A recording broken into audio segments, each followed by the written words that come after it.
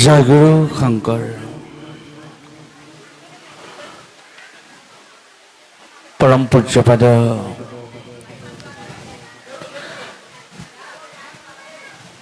ঐতিহাসিক ডিব্ৰুগড় জিলাৰ ২ নং দিহিঙীয়া গাঁও বৈষ্ণৱ নামঘৰত আজি উপস্থিত থকা আমাৰ পৰম পূজ্যপাদ তথা পূজনীয় পিতৃতুল্য বৈষ্ণৱসকল, মাতৃৰূপা আই মাতৃসকল, দুদিনীয়াকৈ অনুষ্ঠিত কৰা জ্ঞানযজ্ঞৰ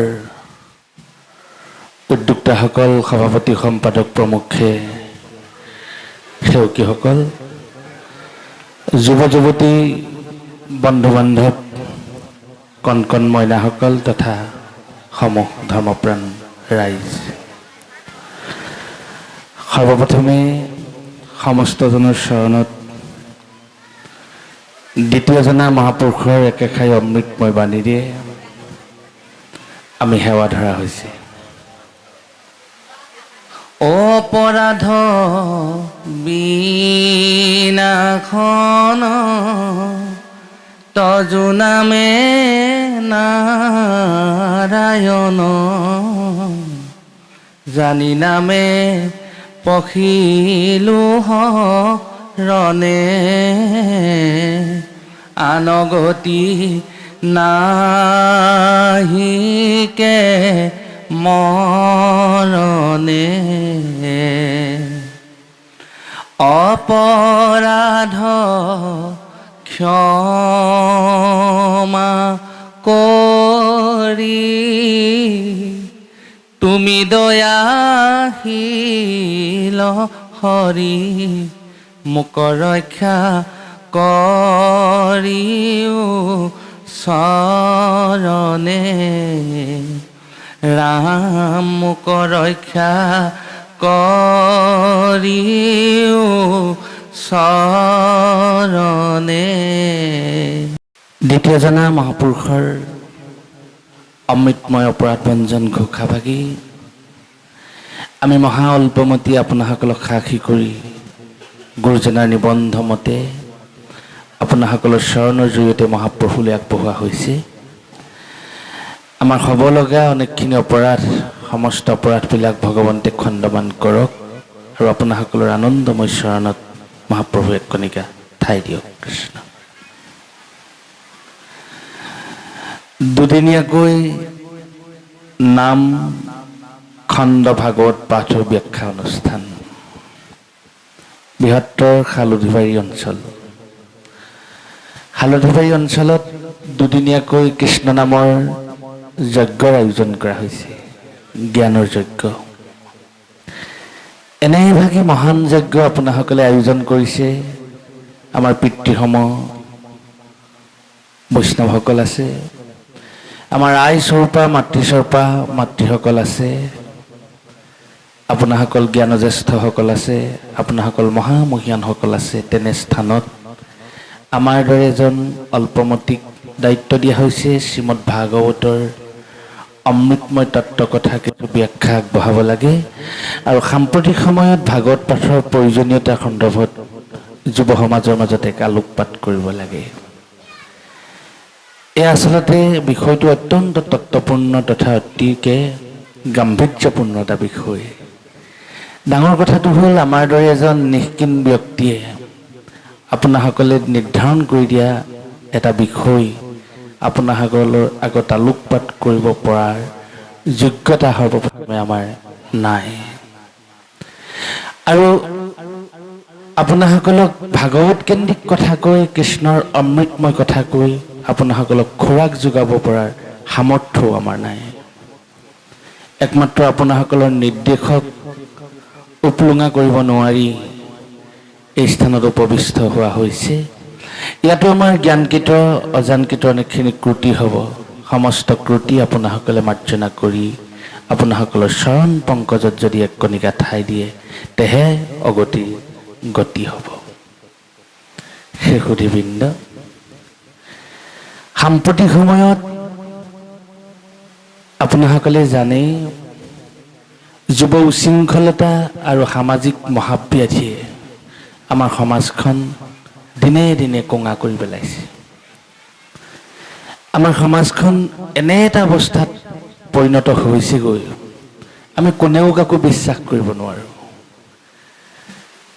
এদিন কেইজনমান বিজ্ঞ লোকে আলোচনা কৰি আছিল, বৰ্তমান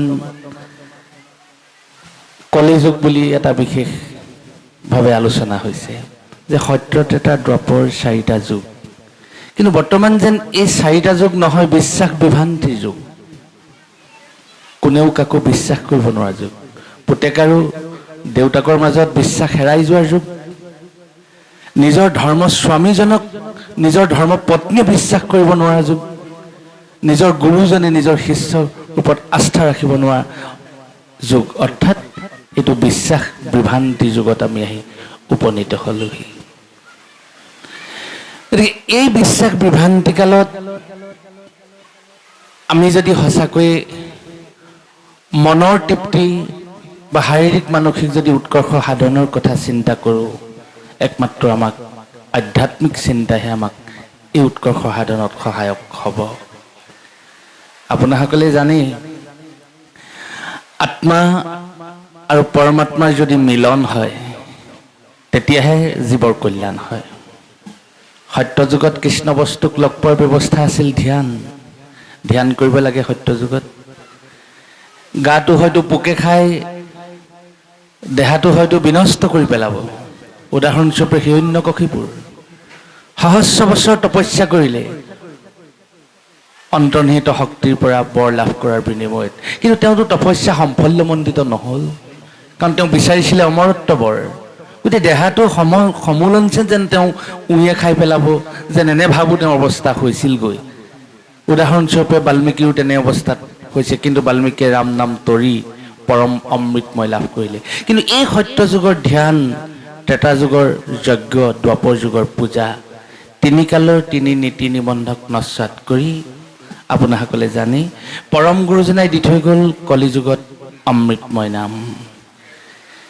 দ্বিতীয় জনাগুৰুৱে নামঘোষাৰ দোলৰি চন্দত কৈছে, সত্য যুগে ধ্যান, ত্ৰেতা যুগে যজ্ঞ, দ্বাপৰ যুগত পূজা।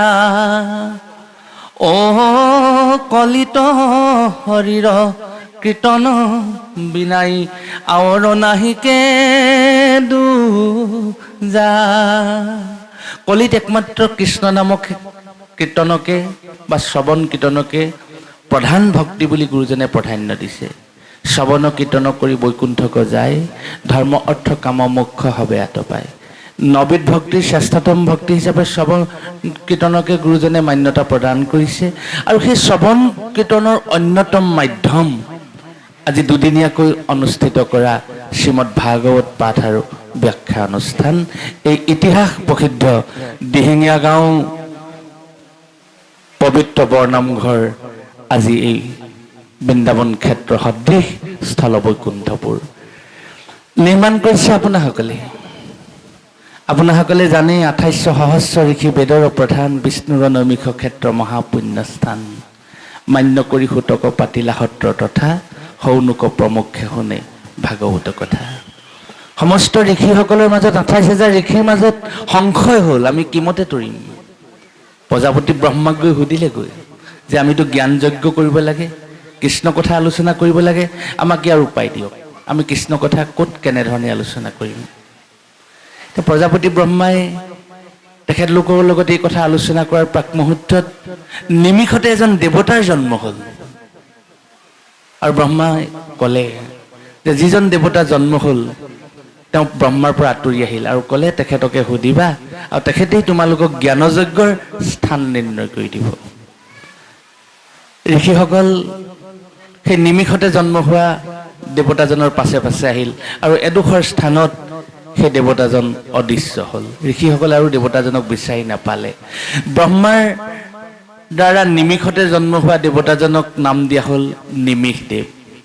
আৰু যি স্থানত ঋষিসকলৰ সন্মুখত তেওঁ অদৃশ্য হ'ল সেই স্থানকে আপোনাসকলে জানে নৈমিষাৰণ্য বুলি মান্যতা প্ৰদান কৰি ঋষিসকলে জ্ঞানযজ্ঞৰ আয়োজন কৰিলে আৰু সেই জ্ঞানযজ্ঞকে আজি স্থল বৈকুণ্ঠপুৰত আপোনাসকলে নিৰ্মাণ কৰিছে ইয়াত কৃষ্ণ কথা আলোচনা কৰিছে ঋষিসকলে কৃষ্ণ কথা ভাবিছে কৃষ্ণৰ কথা চৰ্চা কৰিছে কৃষ্ণৰ কথা গাইছে কৃষ্ণ কথা শুনিছে সমস্ত ঋষিসকলৰ হৃদয় কৃষ্ণময় হৈছে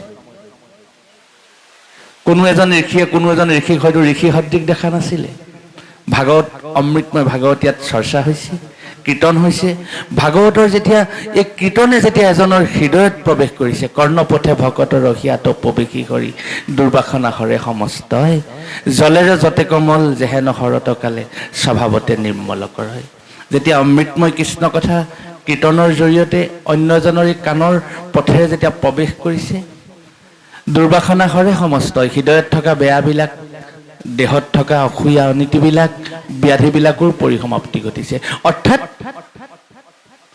কৃষ্ণ কথা শুনাৰ লগে লগে আমাৰ মনটো কৃষ্ণ প্ৰেমিক হৈ পৰিছে কৃষ্ণৰ প্ৰতি আমাৰ ভাৱটো যেতিয়া আহি গৈছে আহি যোৱাৰ লগে লগে যদি জ্বৰ মূৰ্কামণিও হৈ আছিলে বিবেকে আমাক জ্বৰ মূৰ্কামণিৰ কথা মনত পেলাই দিয়া নাই মনত পেলুৱাই দিছে একমাত্ৰ কৃষ্ণৰ অমৃতময় প্ৰেম যাৰ কাৰণে কোৱা হৈছে দুৰ্বাসনা হৰে সমস্তই এতিয়া কৃষ্ণ কথা শুনি শুনি কৃষ্ণময় হৈছিলে গোপিনীসকল কৃষ্ণময় হৈছিলে ঋষিসকল আৰু আপোনাসকলো কৃষ্ণময় হৈছিলে ইয়াত বৰুৱা দত্ত হাজৰিকা বহি আছিলে যদিও ইজনে সিজনৰ মাজত ভকত সদৃশ যিটো প্ৰেম আপোনাসকলৰ মাজত আহ্লাদিত হৈছে সেই প্ৰেমৰ মাধ্যমেৰে কৃষ্ণৰ ভক্তি আপোনাসকলে চৈতন্য কৰিছে সেয়া সঁচাকৈ আজি অত্যন্ত প্ৰয়োজন হৈ পৰিছে আমাক এই স্থানলৈ অহাৰ আগতে উদযাপন সমিতিৰ তৰফৰ পৰা যোগাযোগ কৰা এজন ব্যক্তি আমাক কৈছে যে আপুনি কেইটামান কথা ক'ব লাগিব যে নতুন প্ৰজন্মই ভাগৱত শিক্ষা কিয় ল'ব লাগে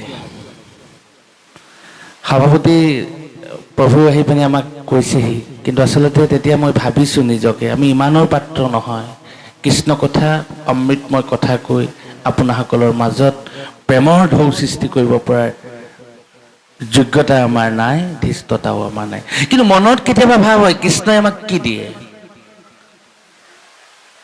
বৃন্দাবন ক্ষেত্ৰত শ্ৰীকৃষ্ণক 1600 গোপিনীয়ে একেলগতে বেহি ধৰিছিলে এতিয়া আমি দেখোঁ বেয়া নাপাব মই সাম্প্ৰতিক সময়ৰ লগত প্ৰাসংগিক বুলি ভাবিহে কৈছোঁ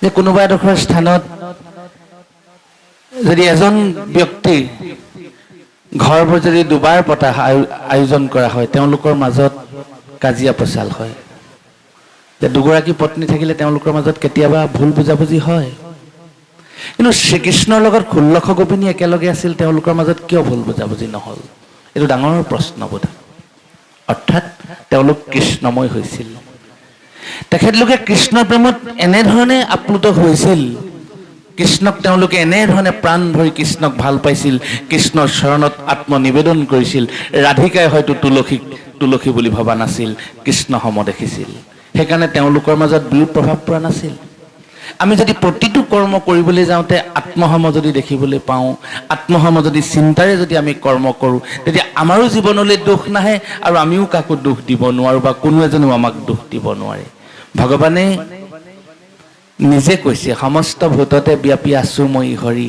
সবাকো মানিবা তুমি বিষ্ণু বুদ্ধি কৰি গৰু এটাই ঘৰৰ ঘাঁহ কেইডালমান কাটি থোৱা খালে বুলিয়ে যে গৰুটো দুচাত দি ঠেং ভাঙি দিব লাগে সেই মানসিকতাটোৱে আমাক কৃষ্ণ প্ৰেমৰ কথা কোৱা নাই গৰুটোক দেখিলে এনেকুৱা কিছুমান মানুহো আছে বাটেদি গৈ থাকে কুকুৰটো শিলগুটিটো দলিয়াহে আত্মসন্তুষ্টি লাভ কৰে এই প্ৰভাৱবিলাকে বৈষ্ণৱ সংস্কৃতিৰ কথা কোৱা নাই হাতখনে বস্তু এটা দিলেও এজন মানুহে ল'ব পাৰে ভৰিটোৱে দিলেও ল'ব পাৰে কিন্তু ভৰিটো জানো বস্তু দিবলৈ ঈশ্বৰে দিছে নাই দিয়া আকৌ ভৰিটো যদি উজুতি খাওঁ তেতিয়া ভগৱানক দুখ দিলে নহ'ব ভৰিটোৰ কৰ্ম কি দিছে আমাক হাতখনৰ কৰ্ম কি দিছে তাকেই কোৱা হৈছে আমি বাটেদি গৈ থকা কুকুৰ এটাক প্ৰণাম কৰিব নোৱাৰোঁ কুকুৰৰ চিগালৰো গদৰ্ভত মাৰাম জানিয়া সবাকো পৰি কৰিবা প্ৰণাম আজিকালি যদি কুকুৰ এটাক দেখাৰ লগে লগে যদি প্ৰণাম কৰোঁ 4জন মানে নি ধুনীয়াকৈ 108 আনি মানসিক হস্পিটেললৈ পঠিয়াই দিব তেতিয়া কি হ'ব আমাৰ অৱস্থা কুকুৰটোক প্ৰণাম কৰিবলৈ পোৱা নাই মানুহৰ যি কৰণীয় কৰ্তব্য সেই কৰ্তব্যহে সম্পাদন কৰিবলৈ কৈছে মোৰ দেউতা বিকলাংগ হওক মোৰ দেউতা অশিক্ষিত হওক মই যেনিবা ডাঙৰ উচ্চ শিক্ষিত মোৰ দেউতাক মই শ্ৰদ্ধা কৰিব জনাটোৱেই হ'ল বৈষ্ণৱিক জ্ঞান মই জ্যেষ্ঠজনক শ্ৰদ্ধা কৰিব জনাটোৱেই হ'ল ঈশ্বৰৰ প্ৰতি থকা প্ৰেম, সৰুজনক মৰম কৰিব পৰাটোৱেই হ'ল ঈশ্বৰৰ প্ৰতি থকা প্ৰেম। সেইটোৱেই হ'ল জীৱ প্ৰেম। সমস্ত ভূততে ব্যাপী আছো মই ঈশ্বৰী, সবাকো মানিবা তুমি বিষ্ণু বুদ্ধি কৰি। আমি যদি মানুহক ভাল ব্যৱহাৰ দিওঁ, সেই মানুহজনেও আমাক ভাল ব্যৱহাৰ দিয়ে।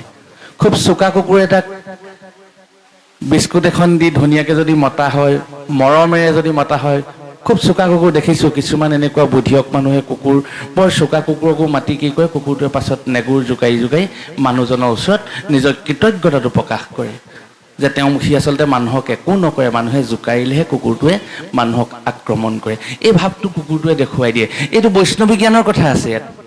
কাৰণ সেই কুকুৰটোক যদি আমি ভাল ব্যৱহাৰ দিওঁ, নিশ্চয় কুকুৰটোৱে আমাক ভাল ব্যৱহাৰ দিব। শ্ৰীমদ ভাগৱতৰ একাদশ স্কন্ধত আপোনাসকলে জানে শ্ৰীকৃষ্ণ উদ্ধৱক কৈছে, অমুক লাগি প্ৰেম আচৰিল যাৰ মনে, নেৰুতাৰ হৃদয়ক সখী সৰ্বক্ষণে। যে মোক যি প্ৰেমে মোক লাগি প্ৰেম আচৰিব যাৰ মনে, মোক যি ভাল পাব, মোক যি প্ৰেমৰ আহ্বান জনাব, মোক যি ভক্তিৰ আহ্বান জনাব, সেই উদ্ধৱ মই তেওঁক কেতিয়াও এৰি দিব নোৱাৰোঁ। তুমি সদায় জানিবা। হয়, আমি দমকল পুতি পানী খাওঁ, টিউবৱেল পুতি পানী লওঁ। সেই টিউবৱেলটো পুতা দিনাখন দেখোন পানী পুখুৰীৰ পৰা আনিবলগীয়া হয়। তাৰপিছত পানী ভৰাই থাকিব লাগিব, টিউবৱেল পুতি থাকিব লাগিব, টিউবৱেলৰ কাম কৰি থাকিব লাগিব। যেতিয়া আমি পানী ভৰাই কৰ্ম সম্পাদন কৰোঁ, টিউবৱেলটোৱে আমাক অনিৰ্দিষ্ট কাললৈকে পানী দিয়ে থাকিব, জল দিয়ে থাকিব। অৰ্থাৎ প্ৰথম অৱস্থাত আমি আমাৰ ফালৰ পৰা দিব লাগিব। গতিকে আমি যদি সকলোকে ভক্তি দিব পাৰোঁ, আমি যদি সকলোকে প্ৰেম দিব পাৰোঁ, তেওঁ আমাক তেনেধৰণে ব্যৱহাৰ কৰিব। এয়া হৈছে বৈষ্ণৱিক জ্ঞানৰ কথা, এয়া শ্ৰীমদ ভাগৱতৰ কথা। আপোনাসকলে জানে মহাভাগৱতৰ অমৃতময় কথাবিলাক সঁচাকৈ আমি বিশ্লেষণ কৰিব পৰা যোগ্যতা আমাৰ নাই। আমি দিহানাম সংস্কৃতিৰ এজন নিকিন ছাত্ৰ মাত্ৰ। গতিকে আপোনাসকলৰ ইয়াত ভাগৱতৰ ব্যাখ্যাকাৰক হিচাপে মোৰ কৌটিপুৰুষৰ যোগ্যতা নাই। পুনৰবাৰ আপোনাসকলক সেৱা ধৰিছোঁ। আপোনাসকলে ক্ষমা কৰিব। অজানকৃত জ্ঞানকৃত অনেকখিনি ক্ৰুটি হ'ব। মই জানো বুলি ভাৱ এটা মনতে আহি যায়। ডিমৌ পৰা এডোখৰ খোৱাং অঞ্চললৈ ভাগৱত ব্যাখ্যা কৰিবলৈ মাতিছে। মোৰ মনটোত আপুনি এটা ভাৱ আহিব, মই ভাগৱতৰ কথা বহুত জানো দেই। এই ভাৱটো যাতে নাহক, আৰু এই ভাৱটো লৈ যাতে আপোনাসকলৰ চৰণত ভগৱন্তে এনেকুৱা কৃপাক বৰ্ষণ কৰক। একমাত্ৰ আপোনাসকলৰ চৰণ অবিহনে যেন আমাৰ গত্যন্তৰ নাই। আপোনাসকলৰ চৰণত মহাপ্ৰভুৱে নিৰাপদ কল্যাণেহে ঠাই দিয়ক। সমস্ত হৃদয়ৰ পৰা নেতিবাচক চিন্তাৰ পৰিসমাপ্তি ঘটক। সমস্তজনৰে দেহবিলাক সমস্তজনৰে সুস্থ হওক। নাম গাই থাকোঁতে কেতিয়াবা ভাবোঁ, প্ৰহ্লাদ চৰিত্ৰৰ নাম গাওঁ কেতিয়াবা। প্ৰহ্লাদে মাতৃৰ গৰ্ভতে ভকতি পালে, নাৰদৰ মুখে পঞ্চবয়সতে হৰি নাম লইলে, শুনি দৈত্যৰাজে নানা শাস্তি দিলে, বিষ্ণুৰ মায়া নুবুজিলে, ৰাখে হৰি মাৰে কোনে, মাৰে হৰি ৰাখে কোনে, ৰাখে হৰি মাৰে কোনে, মাৰে হৰি ৰাখে কোনে। প্ৰহ্লাদ চৰিত্ৰ। প্ৰহ্লাদৰ জীৱনটোক যদি আমি শ্ৰীমদ ভাগৱতৰ মতে অনুধাৱন কৰোঁ, আমি যদি তেনেধৰণে জীৱন অতিবাহিত কৰিবলৈ যত্ন কৰোঁ, নিশ্চয় ৰাখে হৰি মাৰে কোনে, আমাক কোনে মাৰিব, বধিবলৈ আমাৰ ব্যৱস্থা নাই। কিন্তু আমিতো প্ৰহ্লাদ হ'ব নোৱাৰোঁ, কাৰণ প্ৰহ্লাদৰ শিৰত পৰম ব্ৰহ্মৰ পোনপটীয়া কৃপা আছে। আমাৰবিলাক জীৱৰ শিৰতো ভগৱন্তৰ কৃপা আছে। কিন্তু আমি কলিযুগত জন্ম হৈছোঁ। আমি প্ৰহ্লাদৰ দৰে মহাভাগ্যৱান হোৱাৰ আমাৰ সৌভাগ্য নাই। কিন্তু প্ৰহ্লাদৰ জীৱনটোক যদি আমি অনুসৰণ কৰি জীৱন পদ্ধতি যদি লৈ যাবলৈ যত্ন কৰোঁ, তেতিয়াহ'লে প্ৰহ্লাদৰ ইতিবাচক প্ৰভাৱে আমাৰ জীৱনটো মহীয়ান কৰি তুলিব। আমি যদি প্ৰহ্লাদ সন্ধামৰ্ক নামে দুই শুক্ৰৰ তনয়, প্ৰহ্লাদক পঢ়াৱন্ত শাস্ত্ৰ বামা নয়, পঢ়েয়ানো অসংখ্যাত দৈত্যৰ সৱাল, মনত প্ৰহ্লাদে তাংক নমানন্ত ভাল। আপোনাসকলে জানে মহাভক্ত প্ৰহ্লাদে একমাত্ৰ কৃষ্ণ নাম লৈছে। কৃষ্ণ নাম লৈ তেওঁ সমস্ত দৈত্য শিশুসকলক কৈছে যে তোমালোকেও কৃষ্ণ নাম লোৱা আৰু জীৱতৰণৰ ব্যৱস্থা কৰা। এতিয়া প্ৰথমতে প্ৰহ্লাদৰ চৰিত্ৰটোৱে আমাক কি কৈছে? এজন ৰাজপুত্ৰ হৈ প্ৰথম কথা হ'ল তেওঁ অহংকাৰ শূন্য। তেওঁ অহংকাৰ নাই, অগৰ্ব নাই। দেউতাক সমস্ত ৰাজ্যখনৰ ৰজা, দেউতাকে যি ইচ্ছা কৰে তাকে কৰিব পাৰে। তেনে এজন ক্ষমতাশালী ৰজাৰ পুত্ৰ হৈ অত্যন্ত অমায়িক দেৱশিশুজনে হ'ল প্ৰহ্লাদ। আজিকালি বিদ্যালয়বিলাকত বোলে শিক্ষকসকলে ল'ৰা ছোৱালীক টানকৈও কথা ক'ব নোৱাৰে। দেখিছোঁ আমি সামাজিক প্ৰচাৰ মাধ্যমত অত্যন্ত দুখৰ বিষয়, শিক্ষক এজনক কেতিয়াবা কোনো অভিভাৱকে আহিও তৰ্কাতৰ্কি কৰি আমাৰ ল'ৰাটোক কিয় আপুনি এচাত দিলে বুলি। কিন্তু প্ৰহ্লাদক কিমান পিটিলে দৈত্য শিশুৰ সেই গুৰুসকলে। নিজৰ বেতনপ্ৰাপ্ত পিতৃৰ বেতনপ্ৰাপ্ত শিক্ষকক টানকৈ প্ৰহ্লাদে ক'ব পাৰিলেহেঁতেন যে তোমালোকে মোৰ হাত নিদিবা, মই হ'লে ৰাজপুত্ৰ, মই যি কৰিম সেইটোহে হ'ব। একো নকৰিলে, কাৰণ শিক্ষাগুৰুৰ প্ৰতি থকা যিটো শ্ৰদ্ধা, সেই শ্ৰদ্ধাৰ কাৰণে তেওঁ মাৰ্কিল হৃদয়ত তেওঁ মূৰ পাতি গ্ৰহণ কৰিলে। কাৰণ শিক্ষকক কেতিয়াও প্ৰতিবাদ কৰিব নাপায়, শিক্ষকক কেতিয়াও দোষ দিব নাপায়, গুৰুক কেতিয়াও বিৰুদ্ধ আচৰণ কৰিব নাপায়। সমস্তখিনি শাস্তি গুৰুৱে দিয়া মূৰ পাতি গ্ৰহণ কৰিলে। কিয়? গুৰু শিষ্যৰ সম্বন্ধটো আমাক দেখাই গ'ল। আমি প্ৰহ্লাদৰ দৰে যদি নিজৰ শিক্ষাগুৰুক যদি আমি সঁচাকৈ যদি শ্ৰদ্ধা কৰিবলৈ শিকোঁ, আমি যদি সঁচাকৈ সেৱা কৰিবলৈ শিকোঁ, তেতিয়াহ'লে আমি কেতিয়াও বেয়া পথৰ যাত্ৰী হ'ব নোৱাৰোঁ। আমি ভাল পথতে যাম, কাৰণ শিক্ষাগুৰুৰ বা গুৰুসকলৰ কৃপাধন্য হৈ আমি নিজৰ জীৱনটোক মহীয়ান কৰিবলৈ সক্ষম হ'ম। প্ৰহ্লাদ চৰিত্ৰই আমাক এই কথা কৈছে। দ্বিতীয়তে আহিলে প্ৰহ্লাদৰ মানৱীয় প্ৰমূল্যবোধ। ইমান মাৰ্কিল কৰিছে, ইমান অপমান কৰিছে তেওঁক, প্ৰহ্লাদে কি কৰিলে সেইদিন? আমি নিজে কেতিয়াবা ভাবোঁ নহয় যে তেওঁলোকে যি কৰে কৰক, মই হ'লে যাওঁগৈ ঘৰলৈ, ইমান টোপনি ক্ষতি নকৰোঁ। আমি নিজৰ কথাটো ভাবোঁ, নিজৰ দেহটোৰ কথা ভাবোঁ, নিজৰ স্বাৰ্থৰ কথাটো ভাবোঁ। মই নিজৰ কথাহে কৈছোঁ। কিন্তু প্ৰহ্লাদে কি কৰিলে? মানৱীয় প্ৰমূল্যবোধ তেওঁ মনে মনে কোনেও নজনাকৈ কৃষ্ণ নাম হৃদয়তে চৈতন্য কৰি গতি ল'ব পাৰিলেহেঁতেন, কিন্তু সেই ব্যৱস্থা তেওঁ নকৰিলে। নিজে মুক্তি পালে নহ'ব, সমস্ত দৈত্য সমাজক তেওঁ মুক্তি দিয়াৰ ব্যৱস্থা ল'লে। যে মই অকলেনো বৈকুণ্ঠত থাকি কি কৰিম? মোৰ লগত থকা ভাই বন্ধুসকলক যদি উত্তৰণ ঘটাব নোৱাৰোঁ, মোৰ ভাই বন্ধুসকলৰ মংগলৰ কাৰণে যদি মই কৰ্ম কৰিব নোৱাৰোঁ, তেতিয়াহ'লে মোৰ জীৱনটো জানো সফল হ'ব? মোৰ জীৱনটো বৃথা। সেইকাৰণে মানৱীয় প্ৰমূল্যবোধৰ দৃষ্টিয়ে মহাভক্ত প্ৰহ্লাদে সমস্ত দৈত্য শিশুসকলক কিমান সুন্দৰভাৱে বুজালে। মনুষ্যৰ আয়ুহত বৰিষ সংখ্যাত, অৰ্ধেক বিফলে যায় জানিবা নিত্যাত। আমি এনেহে দম্বদস্য কৰি আহিছোঁ, কিন্তু কৰোণাই আমাক শিকালে বহু কথা শিকালে আমাক। কিন্তু আমি জানো শিক্ষা ল'ব পাৰিছোঁ? নাই পৰা। মনুষ্যৰ আয়ুহত বৰিষ সংখ্যাত, এজন মানুহৰ পৰমায়ু শ্ৰীমদ ভাগৱতে কৈছে, গুৰুজনে কৈছে 100 বৰ্ষ। যদিহে বেঙেনাটো ভালকৈ লগা বেঙেনাটো যেনেকৈ পোকে খালে গছজোপা আগবাটতে মৰি যায়, দেহাটো যদি ব্যাধি ৰূপে পোকে নাখায়, মই বেমাৰ আজাৰবিলাকক যেনিবা পোক বুলি ভাবি লৈছোঁ। হয়, ধুমুহা আহি শাকনি দৰা মখি মূৰ নকৰাৰ নিচিনাকৈ দুৰ্ঘটনাই যদি দেহাটো যদি অনিষ্ট নকৰে, তেতিয়াহ'লে মনুষ্য দেহাটো ভোগ কৰিবলৈ মানুহে 100 বছৰ পৰমায়ু পায় বুলি কোৱা হৈছে। মনুষ্যৰ আয়ুহত বৰিষ সংখ্যাত, অৰ্ধেক বিফলে যায় জানিবা নিদ্যাত। ইমান সুন্দৰ এটা মানুহক জীৱন দিছে, 100 বছৰ পৰমায়ু দিছে, 50 বছৰ শুই থাকোঁতে গুচি গ'ল। আমি যেনেধৰণে চৰকাৰৰ মাটি খাই আছোঁ, কৰ দিব লাগে চৰকাৰক, পৰমাত্মাৰ ওচৰতো যেন আমি কৰৰহে দিবলগীয়া হৈছে। 50 বছৰ আমাক শুই থাকিবলৈ দিলে, 50টি বছৰ। মনুষ্যৰ আয়ুহত বৰিষ সংখ্যাত, অৰ্ধেক বিফলে যায় জানিবা নিদ্যাত। 50 বছৰ শুই থাকিবলৈ দিলে। আকৌ কোৱা হৈছে 50 বছৰ শুই থাকোঁতে গ'ল, এতিয়া 50 বছৰ থাকিলে। বিংশতি বৰিষ আয়ু যায়ো উমলন্তে। আমাৰ ল'ৰা কথা গাত কথা নাই লগা, আই বোপাই ঘটনা খাই থাকোঁতেই 20টা বছৰ গুচি গ'ল। বিংশতি বৰিষ আয়ু যায়ি উমলন্তে। কাৰণ 20 বছৰলৈকে আমি কোনো কৰ্ম নকৰোঁ, যি লাগে ঘৰত বিচাৰি লওঁ, দাবী ধমকি হ'লেও দি মোক আমুকটো লাগিবই, এইবাৰ পূজাত মোক আমুকটো লাগিবই, এইবাৰ মই এনাইদেউ ঘৰলৈ যামেই, আমুক বস্তু ল'মেই। গতিকে এই যিটো আমাৰ ভাৱধাৰণা জীৱনশৈলী, বিংশতি বৰিষ আয়ু যায়ি উমলন্তে, 20টা বছৰ সেইখিনি কৰোঁতেই গুচি গ'ল। তাৰপিছত দায়িত্ব আহি গ'ল, ঘৰ সংসাৰ কৰিব লাগে, ধন টকা পইচা গোটাব লাগে, কাৰণ জীৱনটো আগত সংসাৰ পাতিব লাগিব। ঘৰৰ মানুহে মনত পেলাই নিদিলেও ওচৰ চুবুৰীয়া মানুহেও দুই এষাৰ কয়, হেৰু কিবা কিবি কৰিবি, ঘৰ সংসাৰ কিবা এটা কৰিব লগা হ'ল নহয়।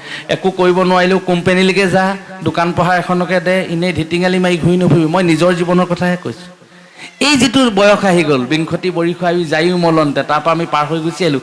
নেহ দশ বৰিষ যায় ধন উপাৰ্জনতে। 10 বছৰ আমি ধন ঘটিবলৈ পালোঁ। চাকৰি কৰিছোঁ, কোনোবাই ঠিকা কৰিছোঁ, কোনোবাই ব্যৱসায় বাণিজ্য কৰিছোঁ, কোনোবাই মাত্ৰ 10 বছৰহে দিছে শ্ৰীমদ ভাগৱতৰ মতে। 50 বছৰ শুই থাকোঁতে গ'ল, 100 বছৰ পৰমায়ু, 20 বছৰ ল'ৰা ধেমালি বুলি গ'ল, 10 বছৰ ধন ঘটোতে গ'ল। এতিয়া অত্যন্ত ভয়ংকৰ হৈ পৰিলে 20টা বছৰ। বৃদ্ধকাল যায়ি শেষ বৰিষ বিংশতি, একো কাৰ্য সাধিবাক নাথাকে শকতি। তেতিয়া বেমাৰ ব্যাধিবিলাকে আহি হেঁচা মাৰি ধৰেহি জীৱৰ দেহ, মনুষ্যৰ দেহাটোক। আৰু যেতিয়া মনুষ্যৰ দেহাটোক জীৱবিলাক ভগৱানে দিয়া এই মনুষ্য দেহাটোক যেতিয়া ব্যাধিবিলাকে হেঁচা মাৰি ধৰে, আমি কৰিম বোলাটো কৰিব নোৱাৰোঁ, খাম বোলাটো খাব নোৱাৰোঁ, জীৱনত এটা প্ৰত্যাহ্বান আহি পৰে। তাৰ বাবে আমি লোকৰ হাতলৈ মুখলৈ চাই থাকিব লগা অৱস্থা হয়। তেতিয়া দৈত্য শিশুসকলে প্ৰহ্লাদক সুধিছে যে ইয়াৰ পৰা উপায় কি? তেতিয়া প্ৰহ্লাদে কৈছে, হেন জানি শিশু হ'ব এৰা নকৰ্ম, ধৰিও কুমাৰ কালে ভাগৱত ধৰ্ম। কুমাৰ কালত ভাগৱত ধৰ্ম ল'বলৈ কৈছে। এতিয়া কুমাৰ কালত যদি আমি ভাগৱত ধৰ্ম লওঁ, মই বিজ্ঞানৰ ছাত্ৰ নহয়, বেছি কথা নাজানো, কিন্তু এটা কথা মই ভাবোঁ, এই কথাটোনো কেলে ক'লে? মোৰ নিচিনাকৈ হয়তো বহুত মানুহক কেতিয়াবা নাম গাওঁতে ভাবোঁ। এটা কবিতা খুব সলসলীয়াকৈ মোৰ মুখস্থ আছে, কেঁচুৱা দিনত পঢ়িছিলোঁ যে, অ' ফুল অ' ফুল নুফুল কিয়, গৰুৱে যে আগ খাই মই নুফুলিম কিয়, অ' গৰু আগ খাওঁ কিয়, গৰখীয়াই যে মোক নৰখে মইনো নাখাম কিয়। এই কবিতাটো তাৰমানে যেতিয়া পঢ়িছিলোঁ তেতিয়া সাংসাৰিক দায়িত্ব নাই, ঘৰত মিঠাতেলেই আছেনে চাউলেই আছেনে সেইবিলাক একো দায়িত্ব ল'ব পৰা নাছিলে। এটা সুখীময় এটা জীৱন, যিটো জীৱন পাতৰ তলত ডাঙৰ দীঘল হৈছিলোঁ, পিতৃ মাতৃৰ বুকুৰ উমৰ মাজত এটা কটোৱা এটা জীৱন, সেইটোৱে হ'ল শিশুকাল। তেতিয়া মনটো আছিলে পবিত্ৰ, দেহটো আছিলে সুস্থ, কোনো ধৰণৰ সাংসাৰিক মায়াই আক্ৰমণ কৰিব পৰা নাছিলে। সেইকাৰণে চাগে সেই কবিতাটো আমাৰ সকলো মানুহৰে মনত আছে। তাৰপাছত বহু কবিতা পঢ়িলোঁ, এবেলা মনত থাকে, পাছত পাহৰিয়ে যাওঁ। কেলে হয়? সাংসাৰিক জীৱনবিলাকৰ কথা আছে, মায়াই আমাক পাছে পাছে খেদি ফুৰিছে। গতিকে সেইকাৰণে প্ৰহ্লাদে হয়তো কৈছে, বিজ্ঞানসন্মত যুক্তি ইয়াত থাকিব, আপোনাসকলে নিশ্চয় জানিব, বিজ্ঞানৰ ছাত্ৰ ছাত্ৰীসকলে খুব সুন্দৰভাৱে ইয়াক বিশ্লেষণ কৰিব পাৰিব। সেইকাৰণে চাগে গুৰুজনাই কৈছে, ধৰিও কুমাৰ কালে ভাগৱত ধৰ্ম। কাৰণ কুমাৰ কালটোত মন দেহ চিতবিলাক খুব পবিত্ৰ হৈ থাকে, আৰু সেইকাৰণে পবিত্ৰ ক্ষণটোতে যদি আমি পৰম অমৃতময় কৰ্মভাগ কৰিব পাৰোঁ, সিয়ে আমাৰ জীৱনৰ বাবে প্ৰকৃত মূলধনলৈ ৰূপান্তৰ ঘটে।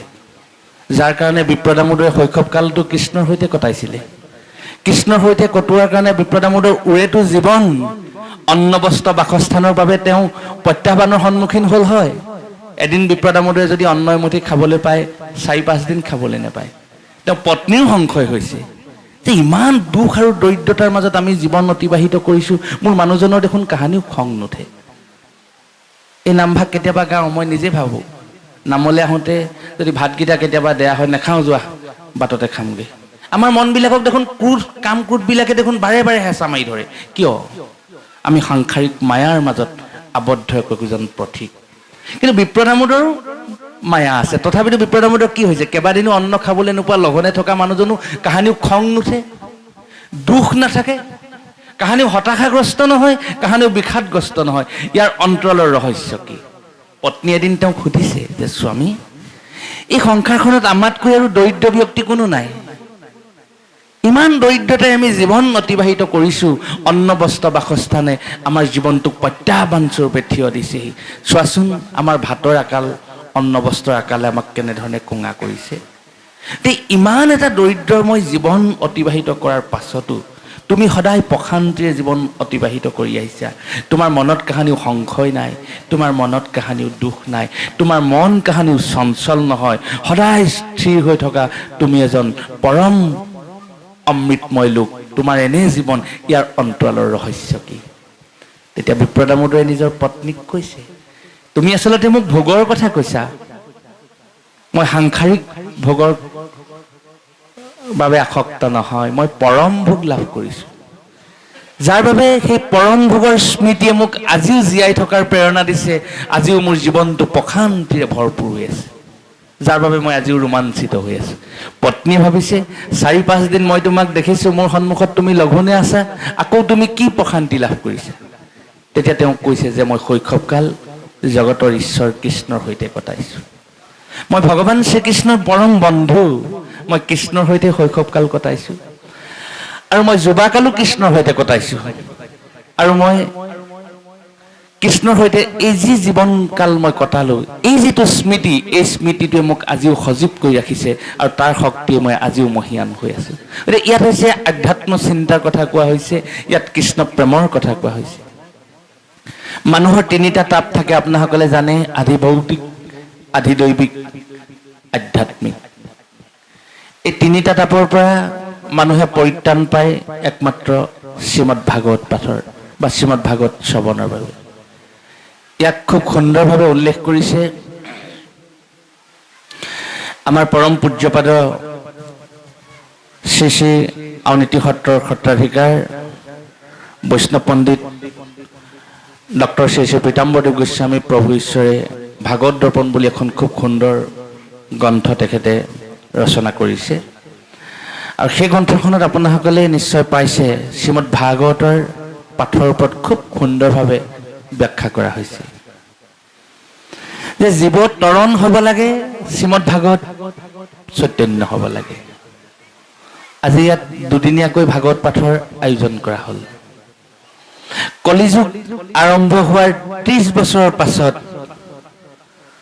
পবিত্ৰ ভাদ মাহৰ শুক্লা নৱমী তিথিৰ পৰা পূৰ্ণিমালৈকে সেই সপ্তদিবা সপ্তনৈশ অৰ্থাৎ 7 দিন 7 ৰাতি শ্ৰীমদ ভাগৱত প্ৰথম 7 দিনীয়াকৈ আৰম্ভ হৈছে বুলি গ্ৰন্থখনে উদ্ধৃতি দিছে। তক্ষকৰ দংশনৰ পৰা মহাৰাজ পৰীক্ষিতৰ মুক্তি হ'ব লাগে, জীৱৰ কল্যাণ হ'ব লাগে, আৰু মহাৰাজ পৰীক্ষিতে শ্ৰীমদ ভাগৱত শ্ৰৱণৰ মাধ্যমেৰে বৈকুণ্ঠত স্থান পাব লাগে। গতিকে এই পৰম অমৃতময় কৰ্মভাগী সম্পাদন হৈছিল কলিযুগ আৰম্ভ হোৱাৰ 30 বছৰ পাছত গংগা নদীৰ পাৰত পবিত্ৰ ভাদ মাহৰ শুক্লা নৱমী তিথিৰ পৰা পূৰ্ণিমালৈকে। আৰু আপোনাসকলে ইয়াকো জানে, মহামুনি শুকমুনিয়ে মহাভাগৱত পাঠ কৰি আছে, অত্যন্ত ভক্তিভাৱে নিজৰ জীৱতৰণৰ বাবে মহাৰাজ পৰীক্ষিতে ইয়াক শ্ৰৱণ কৰিছে, আৰু কাষতে দ্বিতীয়জন শ্ৰোতা হিচাপে এজন ব্যক্তি, তাত বহু ব্যক্তিৰ মাজত এজন অন্যতম ব্যক্তিজনেই হ'ল ব্যাসমুনি, যি মহাভাগৱত প্ৰণয়ন কৰিছে। আৰু যেতিয়া ব্যাসমুনিয়ে শুকমুনিয়ে ভাগৱত চৈতন্য কৰি থাকোঁতে বা কীৰ্তন কৰি থাকোঁতে পৰীক্ষিতৰ লগত শুনিছে, তেতিয়া ভাগৱতৰ আচল তত্ত্বটো ব্যাসে উপলব্ধ কৰিছে যে মই ইমানখিনি পুৰাণ শাস্ত্ৰ প্ৰণয়ন কৰাৰ পাছত যি মহাশাস্ত্ৰ সূৰ্য পুৰাণ প্ৰণয়ন কৰিলোঁ, এয়ে হৈছে জীৱতৰণৰ মূল ব্যৱস্থা। আৰু ইয়াৰ পাছত শ্ৰীমদ ভাগৱতৰ কথা কোৱা হৈছে কলিযুগ আৰম্ভ হোৱাৰ 200 বছৰৰ পাছত। ইয়াৰ অন্তৰালত এটা কাহিনী আছে, যিটো কাহিনীও আমাৰ সাম্প্ৰতিক সময়ত যুৱ উশৃংখলতা তথা সামাজিক মহাব্যাধি নিৰাময়ৰ ক্ষেত্ৰত এক প্ৰাসংগিকতা বুলি আমি ভাবিবলৈ বাধ্য হওঁ। এজন ব্ৰাহ্মণ আছিল, ব্ৰাহ্মণজনৰ নাম আত্মদেৱ, তেওঁ নিঃসন্তান। গতিকে আত্মদেৱ, তেওঁ সতী সন্তান নাই, তেওঁ জীৱনত সদায় সেইটোৱে দুখ যে মোৰ সতী সন্তান এটি যদি মই দেখিবলৈ পালোহেঁতেন, মই ৰাইজৰ পৰা গ্লানিত নুশুনিলোহেঁতেন। মানুহে তেওঁক গৰিহণা দিয়ে, অপুত্ৰকজন আহিছে, তেওঁ থাকিলে যেন কৰ্ম সম্পাদন নহ'ব, মানুহে তেওঁক যেন তুচ্ছ তাচ্ছিল্য কৰে, এই মানসিকতাটো তেখেতৰ হৃদয়ত অজানকৃতভাৱে সোমাই গ'ল। তেওঁ নিজকে অপৰাধী বুলি ভাবিবলৈ ধৰিলে সমাজখনত, তেওঁ অপুত্ৰ। এই মনৰ দুখত আত্মদেৱ ঘূৰি ফুৰোঁতে এদিন তেওঁ এজন ঋষি লগ পালে, আৰু ঋষিজনক প্ৰণাম কৰি ক'লে যে মুনিবৰ, মোক আপুনি কৃপা কৰিব লাগে, মই আজি সন্তে অপুত্ৰক, গতিকে আপুনি মোক এনে কৃপা বৰ্ষণ কৰক মই যেন এটি পুত্ৰ সন্তানৰ পিতৃ হ'ব পাৰোঁ আৰু এই পিতৃত্বৰ অধিকাৰী হৈ মোৰ ওপৰত যি অপুত্ৰ হিচাপে কলংক আছে এই কলংক যেন মই মষিমূৰ কৰিব পাৰোঁ। আত্মদেৱৰ কথা শুনি সেই ঋষিজনে যুগৰ বলেৰে আত্মদেৱলৈ চালে আৰু চাই আত্মদেৱক ক'লে যে মুনিবৰ, তোমাৰ কপালত দেখোন মই সতী সন্তানৰ একো চিনেই দেখা নাই, কি হ'ব এতিয়া? তেতিয়া আত্মদেৱে ক'লে, যদি গুৰুদেৱ আপুনি যদি ইয়াৰ এটা বিকল্প ব্যৱস্থা নকৰে তেতিয়াহ'লে মই প্ৰাণ আহুতি দিম। এতিয়া ঋষিয়ে ভাবিলে সৰ্বনাশ, বৰ ডাঙৰ কথা হ'ব। আকৌ ঋষিয়ে যুগৰ বলেৰে এটা ফল সৃষ্টি কৰি আত্মদেৱক দিলে যে ফলটো তুমি লৈ যোৱা, তোমাৰ পত্নীক তুমি ভক্তিভাৱে দিবা আৰু পত্নীয়ে যেতিয়া গ্ৰহণ কৰিব নিশ্চয় এই ফলটি গ্ৰহণ কৰাৰ বাবে তেওঁ এজন সুন্দৰ সুযোগ্য সন্তানৰ মাতৃ হ'ব। আত্মদেৱ আনন্দত আত্মহাৰা হ'ল। আত্মহাৰা হৈ ঘৰলৈ আহিলে, আহি নিজৰ পত্নীক সমস্তখিনি কথা বিৱৰি ক'লে। এতিয়া ডাঙৰ কথা হ'ল আত্মদেৱৰ মনটো আৰু নিজৰ পত্নী ধন্দুলিকাৰী পত্নীৰ মনটোৰ মাজত এটা পাৰ্থক্য আছে। পাৰ্থক্য মানে আকাশ পাতাল পাৰ্থক্য। মানুহজন ইমানেই ধাৰ্মিক কিন্তু মানুহগৰাকী তাৰ বিপৰীত। আত্মদেৱে নিজৰ পত্নীক ক'লে যে তুমি ফলটো গ্ৰহণ কৰা ভক্তিভাৱেৰে আৰু আমি পিতৃ মাতৃৰ মানে আমি কৃতিত্ব লাভ কৰিম আৰু পিতৃ মাতৃৰ গৌৰৱ আমি লাভ কৰিম, গতিকে আমি যিটোকে বিচাৰি আছিলোঁ সেইটোকে আমি পাম। অতি ভক্তিভাৱেৰে অভিনয় কৰি ব্ৰাহ্মণ পত্নীয়ে নিজৰ স্বামীৰ পৰা ফলটো ল'লে, লৈ ভাবিলে যে এই ফলটো খালে যদি মোৰ গৰ্ভধাৰণ হয়, মোৰ যদি গৰ্ভ সৃষ্টি হয়, এইখন অলপ লেঠা হ'বনে? গৰ্ভৱতী হৈ থকাৰ অৱস্থাত মই কিমান ব্ৰত পালন কৰিব লাগিব, অমুকটো নকৰিবা, অমুকটো নুচুবা, অমুকটো নকৰিবা, গতিকে এই যিবিলাক মই ব্ৰত পালন কৰিব লাগিব এইবিলাক মোৰ পক্ষে সম্ভৱ নহয়। এতিয়া সম্ভৱ দুটা নহয়, অসম্ভৱ কাৰণ তেওঁৰ কাৰণে দুটা হ'ল। প্ৰথম কথাটো হ'ল সেই ফলটো খাই তেওঁ গৰ্ভধাৰণ কৰিব, নিয়ম নীতি পালন কৰিব লাগিব, তাৰ বাবে তেওঁৰ যোগ্যতা নাই, সেইটো তেওঁ কেতিয়াও নকৰে। আৰু অসম্ভৱ কাৰণটো হ'ল যদিহে স্বামীয়ে গম পায় ফলটো নাখালে বোলে, তেতিয়াতো স্বামীয়ে মানুহ কৰি নথব, হয়তো খেদাই উলিয়াই দিবলৈও আছে, এইটো ভয় আছে তেওঁ। গোটেই কথাখিনি তেওঁ নিজৰ ভনীয়েকক মতাই আনি ভনীয়েকৰ লগত আলোচনা কৰিলে যে গোটেই কথাখিনি ক'লে যে এনেকুৱা এটা মই সংকটত পৰিলোঁ, কি কৰিম এতিয়া? তেতিয়া ভনীয়েকে ক'লে মই ইয়াৰ উপায় দিব পাৰিম। মই উপায় কেনেকৈ দিবা? যে মই আজি সন্তে তোমাৰ ঘৰলৈ গুচি আহিম, কাৰণ আজি 3 দিনৰ আগত মোৰ গৰ্ভত বীৰ্য স্থিতি হৈছে, সন্তানৰ স্থিতি হৈছে, মই তোমাৰ ওচৰলৈ গুচি আহিম। কেনেকৈ আহিবা?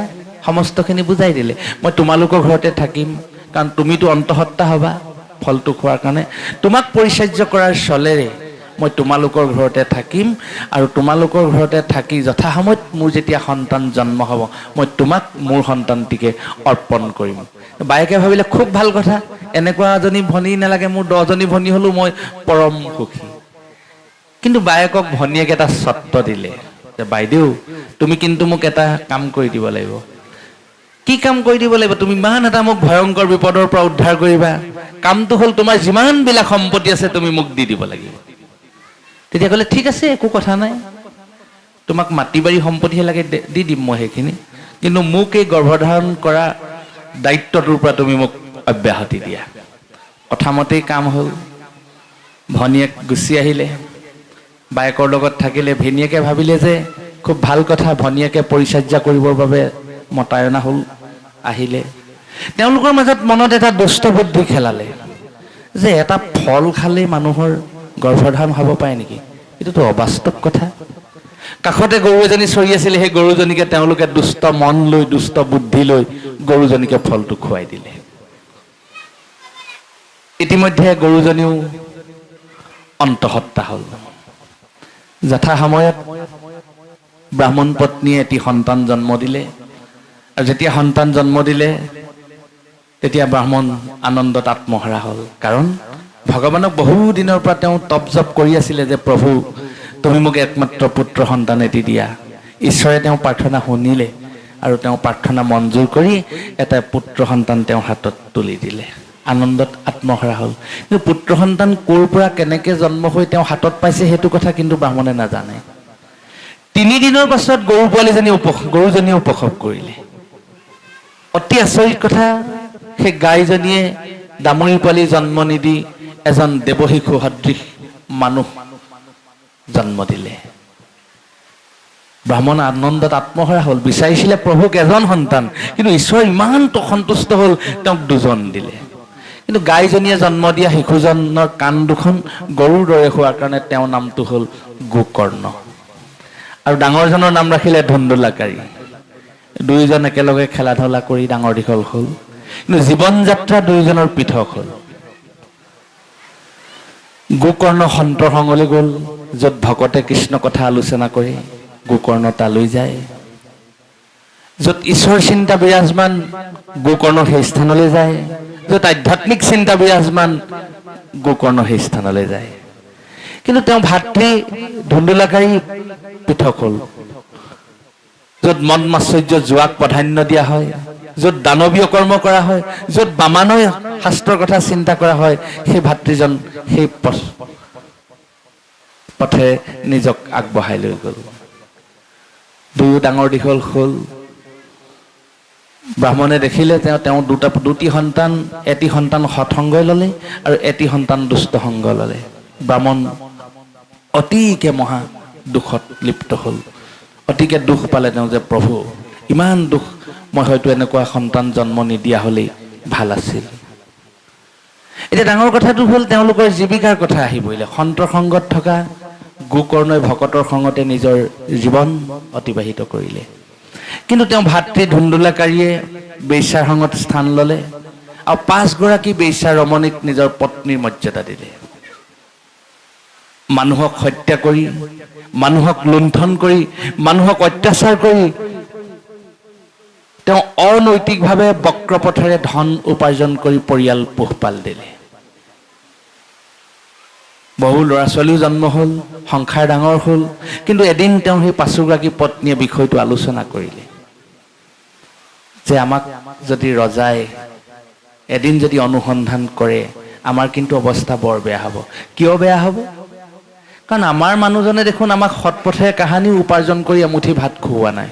আজিলৈকে তেওঁ চোৰ চাপাৰী দগাবাজ কৰি ডকাইতি কৰিয়ে দেখোন আমাক জীৱনটো এনেধৰণে অতিবাহিত কৰিবলৈ তেওঁ ব্যৱস্থা কৰি দিছে, আমাক তেনেকৈ খুৱাইছে। এই কথাবিলাক যদি ৰজাই জানিবলৈ হয়, আমাকতো সকলোকে হুলত দিব। তেতিয়া সেই 5গৰাকী পত্নীয়ে আলোচনা কৰিলে, কি কৰা যায়? নহয় বোলে, আমি তেওঁক হত্যা কৰিব লাগিব। 5গৰাকী পত্নী এক হৈ এডাল মাৰিয়ে মৰিয়াই তেওঁলোকৰ স্বামীক হত্যা কৰিলে। আৰু সেই ধন ভাগ কৰি 5গৰাকী পত্নী তাৰ পৰা উধাও হ'ল। এই ডাঙৰ কথাটো হ'ল, তেওঁ যেতিয়া নিজৰ পত্নীৰ হাতত মৃত্যু হ'ল, তেওঁ আত্মাটো পেটাত্মালৈ ৰূপান্তৰ ঘটিল, মুক্তি নোপোৱা হ'ল। এয়াই হ'ল বক্ৰপথেৰে অনৈতিকভাৱে ঈশ্বৰ চিন্তাবিহীনভাৱে জীৱন অতিবাহিত কৰাৰ কৰ্মফল। তেওঁ শৰীৰটো পেটত্ব শৰীৰ হ'ল, আত্মাটোৱে তেওঁ মুক্তি নোপোৱা হ'ল। এদিন তেওঁ নিজৰ সপোনত নিজৰ ভায়েক গোকৰ্ণক আহি ক'লেহি যে, ভাতৃ, তুমি মোৰ মুক্তিৰ ব্যৱস্থা কৰা। পত্নীৰ হাতত নিধন হৈ মোৰ আত্মা ইতিমধ্যে পেটত্ব আত্মালৈ ৰূপান্তৰ ঘটিল, গতিকে তুমি মোৰ মুক্তিৰ ব্যৱস্থা কৰা। তেতিয়া গোকৰ্ণই ৰাতিপুৱা বিষয়টো অতি গৰ্হিতভাৱে তেওঁ চিন্তা কৰি 4 সিদ্ধৰ লগত আলোচনা কৰিলে। আৰু আপোনাসকলে জানে, তেতিয়া 4 সিদ্ধই পবিত্ৰ কাতি মাহৰ শুক্লা নৱমী তিথিৰ পৰা পূৰ্ণিমালৈকে গংগা নদীৰ পাৰত ভাগৱত পাঠ আয়োজন কৰিবৰ বাবে উপদেশ দিলে। শ্ৰীমদ ভাগৱত পাঠৰ আয়োজন কৰা, সপ্তদী বা সপ্তনৈশ 7 দিন 7 ৰাতি শ্ৰীমদ ভাগৱত চৈতন্য হ'ব লাগিব। আৰু তাত আহি সেই পেটত্ব আত্মাই শ্ৰীমদ ভাগৱত শ্ৰৱণ কৰিব লাগিব, তেতিয়া মুক্তি পাব। আৰু 4 সিদ্ধৰ নিৰ্দেশ মতে 7 দিন 7 ৰাতি শ্ৰীমদ ভাগৱতৰ আয়োজন কৰা হ'ল পবিত্ৰ কাতি মাহৰ শুক্লা নৱমী তিথিৰ পৰা পূৰ্ণিমালৈকে। আৰু সেই পেটত্ব হৰিয়ে প্ৰথম স্কন্ধ, দ্বিতীয় স্কন্ধত এনেধৰণে মুক্তি পাই তেওঁ পৰম স্থান লাভ কৰিলে, পৰম গতি লাভ কৰিলে। এই একখানে আমাক এই কথা কৈছে, আমি যদি সঁচাকৈ সৎ চিন্তাৰ মাধ্যমেৰে জীৱন অতিবাহিত কৰোঁ, তেতিয়া হৰি সহায় যাৰ বিপদ নহয় তাৰ।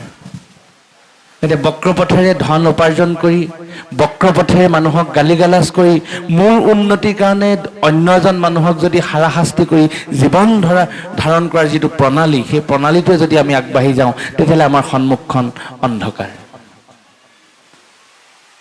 হয়, মই চেনি খালে মিঠা পাওঁ, নিমখ খালে মই লুণীয়া পাওঁ। মই ভাবি ল'ব লাগিব মোৰ কাষত থকা জনেও চেনি খালে মিঠা পাব, নিমখ খালে লুণীয়া পাব। এই ভাৱটো যদি আমাৰ আহে, এই যদি আমি সম্ব্ৰহ্ম মোৰ ভাৱৰ লগত যদি তেওঁৰ ভাৱটো আমি একাত্ম কৰিব পাৰোঁ, এই একখানে আমাক এই ইংগিতটো দিছে। গতিকে সেই চিন্তাৰে যদি আমি জীৱন অতিবাহিত কৰিব পাৰোঁ, নিশ্চয় গোকৰ্ণৰ কৃপা নতুন প্ৰজন্মৰ শিৰত পৰিব। আৰু ইয়াৰ তৃতীয় শ্ৰীমদ ভাগৱতৰ কথা কোৱা হৈছে। কলিযুগ আৰম্ভ হোৱাৰ ৩০০ বছৰ পাছত মহাভাগৱত আৰম্ভ হৈছে। পবিত্ৰ আহাৰ মাহৰ শুক্লা নৱমী তিথিৰ পৰা পূৰ্ণিমালৈকে পবিত্ৰ বৃন্দাবন ক্ষেত্ৰত দেৱঋষি নাৰদ আকাশ মাৰ্গেৰে গৈ আছে। নাৰদ মুনিয়ে দেখিলে এগৰাকী খুব দীপ্লিপ কন্যাই বুকু ঢকিয়াই ঢকিয়াই কান্দি আছে। নাৰদ আকাশ মাৰ্গৰ পৰা নামি আহিল আৰু সেই দীপ্লিপ কন্যাগৰাকীক সুধিলে যে হে দেৱী, তুমি মানৱী যদিও নাজানো, দেৱী যদিও নাজানো, সত্য পৰিচয় আমাক দিয়া, আৰু ইমান দুখত, ইমান তুমি সুন্দৰী দীপ্লিপ কন্যা, ইমান সুন্দৰ প্ৰাপ্তি হৈও তুমি কিয় ইনাই বিনাই বুকু ঢকিয়াই কান্দি আছা? ইয়াৰ অন্তৰালৰ ৰহস্য কি? এতিয়া দেৱীগৰাকীয়ে নাৰদক ক'লে যে দেৱঋষি, মই যিটো কাৰণে কান্দিছোঁ তুমিও হয়তো কান্দিবা। তেতিয়া নাৰদক ক'লে, চোৱা মোৰ সন্মুখত সেই দুজন বৃদ্ধ দেখিছানে? নাৰদে কৈছে, দেখিছোঁ। কাৰণ দীপ্লিপ কন্যাগৰাকী বহি আছে, বুকু ঢকিয়াই ঢকিয়াই কান্দি আছে। দুজন অত্যন্ত বৃদ্ধ ব্যক্তি বহি আছে তিনিমূৰীয়া হৈ। এতিয়া নাৰদে ক'লে, মই কিয় নাকান্দিম কোৱা? নাৰদে কৈছে, তোমাৰ সন্মুখত দুজন বৃদ্ধ ব্যক্তি বহি আছে বুলিয়ে তুমি কান্দিবানে? তেতিয়া মাতৃগৰাকীয়ে কৈছে যে মই সেইকাৰণেইতো কান্দিছোঁ। ইয়াৰ অন্তৰালৰ ৰহস্য কোৱা না, যে কলিযুগৰ পাপে মোক ইমান ক্ৰিয়া কৰিছে, কলিয়ে মোক ইমান ক্ৰিয়া কৰিছে, মই নিজে মাতৃগৰাকী দিনে দিনে দীপ্লিপ হৈ পৰিছোঁ। আৰু সেই যে বৃদ্ধ দুজন দেখিছা, মোৰ পুত্ৰ জ্ঞান আৰু বৈৰাগ্য। এইটো সম্ভৱ জানো? এইটো অস্বাভাৱিক কথা। দিনে দিনে মাক গাভৰু হৈ আহিব, ধুনীয়া ছোৱালীলৈ ৰূপান্তৰ ঘটিব, আৰু তেওঁ নিজৰ গৰ্ভজাত সন্তান কেইজন অত্যন্ত বৃদ্ধ কুৎসিতলৈ ৰূপান্তৰ ঘটিব। কোনো মাতৃয়ে বা কোনো পিতৃয়ে এইটো মানি ল'ব নোৱাৰে। তেতিয়া তেওঁ ক'লে যে মই হ'লো ভক্তি মাতৃ, আৰু সেয়া মোৰ বৰপুত্ৰ জ্ঞান, আৰু এয়া হ'ল বৈৰাগ্য। গতিকে মোক মুক্তিৰ ব্যৱস্থা কৰা। তেতিয়া দেৱঋষি নাৰদে তৎকালে যুগৰ বলে চাৰিসিদ্ধৰ লগত বিষয়টো আলোচনা কৰিলে। তেতিয়া চাৰিসিদ্ধই পৰামৰ্শ দিলে যে অবিৰতভাৱে 7 দিন 7 ৰাতি মহাভাগৱত পাঠৰ আয়োজন কৰিব লাগিব, আৰু ভক্তি মাতৃ তথা জ্ঞান বৈৰাগ্যই সেই ভাগৱত শ্ৰৱণ কৰিব লাগিব। এই উপদেশ দিলে। আৰু পবিত্ৰ আহাৰ মাহৰ শুক্লা নৱমীৰ পৰা পূৰ্ণিমালৈকে তৃতীয় সপ্তদী বা সপ্তনৈশ মহাভাগৱত পাঠৰ আয়োজন হ'ল বুলি ইতিমধ্যে উল্লেখিত গ্ৰন্থখনত উল্লেখ কৰা হৈছে। এতিয়া ডাঙৰ কথাটো হ'ল, ভক্তি মাতৃৰ দুজন পুত্ৰ জ্ঞান আৰু বৈৰাগ্য। আমি কৃষ্ণ কথা পঢ়িলেই নহ'ব, কৃষ্ণ কথা জানিলেই নহ'ব। আমি কৃষ্ণক লগ পোৱাৰ আগত কৃষ্ণ কি বস্তু আমি হৃদয়ংগম কৰিব পাৰিব লাগিব। আপোনাসকলে জানে, আমি কেতিয়াবা মহাভাগৱতৰ ওপৰত 2-এষাৰ নাম গাওঁ। ভামানে পোহৰ দিয়া যি শাস্ত্ৰত পাই, গমানে গান গোৱা কৃষ্ণ গুণ গায়, ও মানে বৰ্তি থকা 4 বেদহাৰ, তমানে ত্ৰাণ হোৱা বৈতৰণি পাৰ। ভাগৱত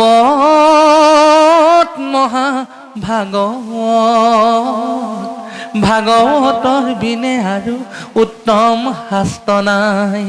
অ ভগৱন্তৰ বাংময় মূৰ্তি ভাগৱত সদায়। ভা মানে পোহৰ দিয়া বুলি কৈছে। ভাগৱত 4টা অক্ষৰে মহাভাগৱতক সংজ্ঞা দিয়া হৈছে। ভা মানে পোহৰ দিয়া, যি শাস্ত্ৰ কোটি সূৰ্য সম পোহৰ দিয়ে। আমি এজন সূৰ্যৰ পোহৰত পৃথিৱীত বাস কৰি আছো। উৰণ বুৰণ ভ্ৰমণ গজন চাৰিমাথি জীৱৰ বাবে এজন সূৰ্য হৈছে। কিন্তু সূৰ্যপুৰাণ মহাভাগৱতে কোটি সূৰ্যসম পোহৰ দিয়ে। অৰ্থাৎ জীৱক মুক্তি দিব পৰাকৈ যিখিনি সম্বল লাগে, জীৱই মুক্তি পোৱাকৈ যিখিনি কৃষ্ণ নাম লাগে, সমস্তখিনি ইন্ধন শ্ৰীমদ ভাগৱতে দিছে। ভা মানে পোহৰ দিয়া, কোটি সূৰ্যসম পোহৰ দিয়ে। গ মানে গান গোৱা বুলি কোৱা হৈছে। কৃষ্ণৰ গুণগান নাৰদ মুনিয়ে অহৰ্নিশে গায়, সনক সনাতন সনত কুমাৰ চাৰি সিদ্ধই অহৰ্নিশে গায়। যি শাস্ত্ৰই প্ৰতি মুহূৰ্ততে একমাত্ৰ উদ্দেশ্যই হ'ল কৃষ্ণৰ গুণগান গোৱা।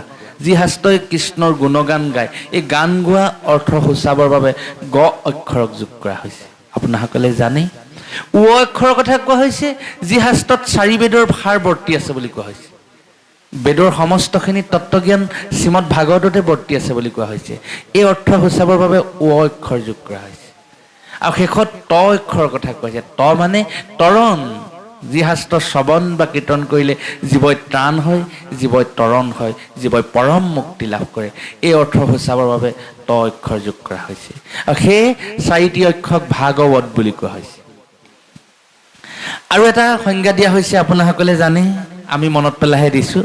ভা মানে ভাবো, অৰ্থাৎ ভাবিছে। কাৰ কথা ভাবিছে? কৃষ্ণৰ কথা ভাবিছে। কৃষ্ণ কথা ভাবি ভাবি ভাবি ভাবি গোপিনীসকল কৃষ্ণময় হৈছে। কৃষ্ণময় হোৱাৰ কাৰণে গোপিনীসকলৰ হৃদয়ত থকা নেতিবাচক চিন্তাবিলাকৰ পৰিসমাপ্তি ঘটিছে। নেতিবাচক চিন্তা কি যে মই ৰাতিখন নাযাওঁ দেই, মোৰ দেউতাই গালি পাৰিব, এই সংশয় অহা নাই। মই ৰাতিখন নাযাওঁ দেই, মোৰ মানুহজনে ধৰ মোক গালি পাৰিব। মই ৰাতিখন নাযাওঁ দেই, মোৰ সন্তানটোৱে মোক বিচাৰে। এই যিবিলাক সাংসাৰিক বান্ধোন, কাম ক্ৰোধ লোভ মোহৰ যিবিলাক আক্ৰোশ, যিবিলাক দোল আমাক মেৰিয়াই মেৰিয়াই ধৰি আছে। কৃষ্ণ কৃষ্ণ কৃষ্ণ কৃষ্ণ কৃষ্ণতে অৰ্পিলা মন। গোপিনীসকলে সেই মায়া ছেদ কৰিছে। ছেদ কৰাৰ কাৰণে মধ্যনিশাকাল তেওঁলোকক বাঘৰলৈ ভয় অহা নাই। শ্ৰীকৃষ্ণই প্ৰথমতে কৈছে যে তোমালোক মধ্যনিশা আহিলা, নিশা ভয়, আমাৰ নিশা হ'লে এনেই ভয় লাগে, ভূত ওলাব, সেই কিবা কিবি এনেকুৱাবিলাক বাহিৰা বস্তুৱে পাব, বাকীখিনি কথা নকওঁৱেই। এই মধ্যনিশাৰ ভয় দেখুৱাইছে। তেতিয়া গোপিনীসকলে কৈছে, প্ৰভু তুমি য'ত থাকা তাত দিন নিশাৰ ভয় নাথাকে। তেতিয়াহ'লে তোমালোকে যে মধ্যনিশাকাল আহিলা হয়, বাঘে খাব তোমালোকক, ঘোঁঙে খাব, তেতিয়া কি হ'ব? তেতিয়া ক'লে, প্ৰভু তুমি সৰ্বশক্তিমান মহা ঈশ্বৰ থাকোঁতে বাঘ ঘোঁঙে জানো আমাক আক্ৰমণ কৰিব পাৰিব? কৃষ্ণই ভাবিলে এইটো ক'লেও দেখোন এওঁলোকে ভয় নকৰে। আকৌ ক'লে, তোমালোকৰ পিতৃ মাতৃয়ে বিচাৰিব নিশাখন কি হ'ব? তেতিয়া ক'লে, তুমি পৰম পিতৃ মাতৃ, জগতৰ পিতৃ তুমিয়ে, জগতৰ মাতৃ তুমিয়ে। তুমি থকাৰ অৱস্থাত সাংসাৰিক জীৱনৰ পিতৃ মাতৃয়ে আমাক আসক্ত কৰিব নোৱাৰে। তেতিয়া তেওঁলোকক মনত পেলাই দিলে, যিসকল বিবাহিতা আছিলে, যে তোমালোকক স্বামীসকলে বিচাৰিব নিশাকাল, তোমালোকে কিয় মধ্যনিশা গুচি আহিলা? তেতিয়া ভগৱানক গোপিনীসকলে কৈছে, প্ৰভু তুমি হেন পৰম স্বামী থাকোঁতে, তুমি হেন পৰম আনন্দ থাকোঁতে আমাক কোনো সাংসাৰিক আনন্দই আমাক আসক্ত কৰিব নোৱাৰে। তুমিয়ে পৰম আনন্দ, তুমি অবিহনে আমি একো চিন্তা কৰিব নোৱাৰোঁ। সেইকাৰণে নিশাখন তোমাৰ ওচৰলৈ গুচি আহিলোঁ। তেতিয়া ভগৱানে আমাৰ মানুহৰ বা জীৱ জন্তুৰ একেবাৰে মৰম লগা সম্পদটো কি? আমাৰ সতী সন্তান কেইটা, সেই সতী সন্তানৰ কথা মনত পেলাই দিলে, যে তোমালোকক জানো কেঁচুৱা ল'ৰাখিনিয়ে ৰাতিখন নিবিচাৰিব মাতৃসকলক, যোৱাগৈ ঘৰলৈ। তেতিয়া প্ৰভুক গোপিনীসকলে কৈছে যে, প্ৰভু তুমি থাকোঁতে সাংসাৰিক মায়াই আমাক বান্ধি ৰাখিব নোৱাৰে। তুমি য'তে থাকিবা, তুমি তৰু আমি লতা, থাকিব বেহিয়া। আমি লতা হৈ তোমাক বেহি ৰাখিম প্ৰভু, তুমি আমাক নিৰুৎসাহ নকৰিবা। তেতিয়া ভগৱানে তেওঁলোকক আমাৰ সামাজিক লজ্জাৰ কথা মনত পেলাই দিছে, যে তোমালোকৰ লগত যদি মই ক্ৰিয়া কৰোঁ, কাইলৈ লোকচক্ষুত মই বেয়া হৈ যাম। কৃষ্ণই পৰ স্ত্ৰীৰ লগত লীলা কৰিছে, তেতিয়া কি হ'ব? তেতিয়া কৈছে যে, প্ৰভু সমস্ত শক্তি জানো তুমিয়ে অধিকাৰী নহয়? তোমাতে স্থিতি, তোমাতে সৃষ্টি, তোমাতে লয়। গতিকে তুমিয়ে সৰ্বশক্তিমান, গতিকে তুমি অবিহনে আমি একো চিন্তা কৰিব নোৱাৰোঁ। শ্ৰীকৃষ্ণৰ পৰীক্ষাত গোপিনীসকল উত্তীৰ্ণ হৈছে, আৰু সেই কৃষ্ণক কৃষ্ণময় কৰি তেওঁলোক কৃষ্ণ প্ৰেম হৈছে। গতিকে কৃষ্ণক ভাবিব লাগিব। ভা মানে ভাবুক বুলি কোৱা হৈছে। যেতিয়া কৃষ্ণ কি বস্তু ভাবিব, ভাবুক হ'ব, গ অক্ষৰ আহিব, জ্ঞান আহিব। কৃষ্ণ কি বস্তু জানিব, কৃষ্ণ কি বস্তু যেতিয়া জানিব, ভাবি থাকিব কৃষ্ণৰ কথা, কৃষ্ণ কি বস্তু জানিব, ও অক্ষৰ তেওঁ বৈষ্ণৱী জ্ঞান আহিব। সমস্ত ভূততে ব্যাপী আছো মই হৰি, সবাকো মানিবা তুমি বিষ্ণু বুদ্ধি কৰি। বৈষ্ণৱী জ্ঞান অহাৰ লগে লগে মানুহজন মহামানৱলৈ ৰূপান্তৰ ঘটিব। কোনো মানুহে তেওঁক কেঁচুৱা ল'ৰাই তেওঁক বেয়া নাপায়, শিশুৱেও তেওঁক বেয়া নাপায়, কৈশোৰেও তেওঁক বেয়া নাপায়, যুৱকেও বেয়া নাপায়, বৃদ্ধ মানুহেও তেওঁক বেয়া নাপায়। এনেকুৱা জনপ্ৰিয়তা অৰ্জন কৰা মানুহ আমাৰ সমাজত আছে। মানুহক এনে জ্ঞান তেওঁ কৰিব, গতিকে যাৰ কাৰণে তেওঁ বৈষ্ণৱী জ্ঞান হৃদয়ত স্থান ল'বহি। যেতিয়া সেইজনৰ হৃদয়ত বৈষ্ণৱী জ্ঞান আহিব, তেওঁ পৰম তত্ত্ব লাভ কৰিব আৰু পৰম স্থান পাই পৰমাত্মাত বিলীন হৈ যাব। এয়াই হ'ল মহাভাগৱতৰ আচল তত্ত্ব কথা। এই এনেধৰণে ভাগৱত 4 অক্ষয় মহাভাগৱতক মহাপুৰুষসকলে উদ্ধৃতি গৈছে। আজি দিহিঙীয়া গাঁও পবিত্ৰ নামঘৰত শ্ৰীমদ ভাগৱতৰ আলোচনা কৰা হৈছে। এই আলোচনাৰ মাধ্যমে আমি আশা কৰিম আমাৰ যুৱ প্ৰজন্মই উশৃংখলতাৰ পৰা মহাপ্ৰভুৱে নিশ্চয় আমাক উদ্ধাৰ কৰিব। কাৰণ কৃষ্ণ কথা ইয়াত আলোচনা হৈছে। কৃষ্ণ কি বস্তু যদি আমি সঁচাকৈ জানিবলৈ যত্ন কৰোঁ, কৃষ্ণৰ কথা যদি আমি সঁচাকৈ ভাবিবলৈ যত্ন কৰোঁ, তেতিয়া আমাৰ আত্মাৰ লগত পৰমাত্মাৰ মিলন হ'ব। কৃষ্ণ যদি আমি অৰ্পণ কৰি সমস্ত কৰ্মবিলাক যদি সম্পাদন কৰাৰ যদি আমি ব্যৱস্থা কৰোঁ, তেতিয়া আমাৰ জীৱনটো সঁচাকৈ মধুৰ হৈ পৰিব। যদি আমি কৃষ্ণক ভাবি জীৱনটো যদি আগ নবঢ়াওঁ, তেতিয়াহ'লে লক্ষ্যহীন জীৱন আৰু বঠা নাইকিয়া জীৱন আমাৰ একে অৱস্থা হ'ব। মহাপুৰুষ শ্ৰীমন্ত শংকৰদেৱৰ উদ্ধৃতি দি আমাৰ লোকশিল্পীসকলে গাই থৈ গৈছে, হৰি নাম নলয় কোনে অ হে পাছত পাবা হেকা, বৰদোৱাতে গুৰুজনে আমালৈহে লিখা হৰি নাম নলয় কোনে আজি বল বুদ্ধি আছে, হৰি নাম নালাগে, আত্মীয় স্বজন নালাগে, আজি লাগে ভোগ। ভোগৰ পাছে পাছে আমি দৌৰি আহিছোঁ। এনে এটা দিন আহিব, যৌৱন গুচি যাব, বল বিক্ৰম গুচি যাব, সাৰথি কি হ'ব? সেই অন্তিম কালত সাৰথি হ'ব হৰি। যদি হৰিৰ লগত যদি আগতেই আমি চা চিনাকি হৈ নাথাকোঁ, হৰিক সেই সময়ত চিনি পাবলৈ হৰিক বিচাৰি গ'লে হৰিয়ে পাহৰিব আমাক। সেইকাৰণে ধৰিও কুমাৰৰ কালে ভাগৱত ধৰ্ম, কুমাৰ কালতে ভাগৱত ধৰ্ম লোৱাৰ ব্যৱস্থা গুৰুজনে আমাক দি থৈ গৈছে।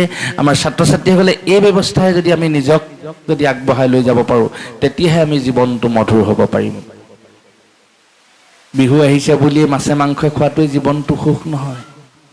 জীৱনটো আচল সুখ আমি কৰা কৰ্মৰ কাৰণে যদি অন্য এঘৰ মানুহৰ যদি উপকৃত হ'ব পাৰে, গাঁওখনৰ যদি 4জন ব্যক্তি যদি উপকৃত হ'ব পাৰে, সেই কৰ্মহে আচল সুখৰ কৰ্ম। সেই কৰ্মহে আমাক আনন্দ দিব পাৰিব, সেই কৰ্মহে আমাক ইতিবাচক সহায় দিব পাৰিব।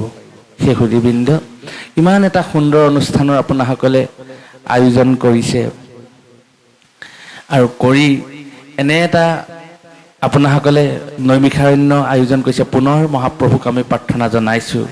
মোক সেই ককাইদেউজনে এভাগী কথা কৈছিলে যে আপুনি নামৰ মাজতে দিহানাম সন্দৰ্ভতো 2 এটা কথা ক'ব।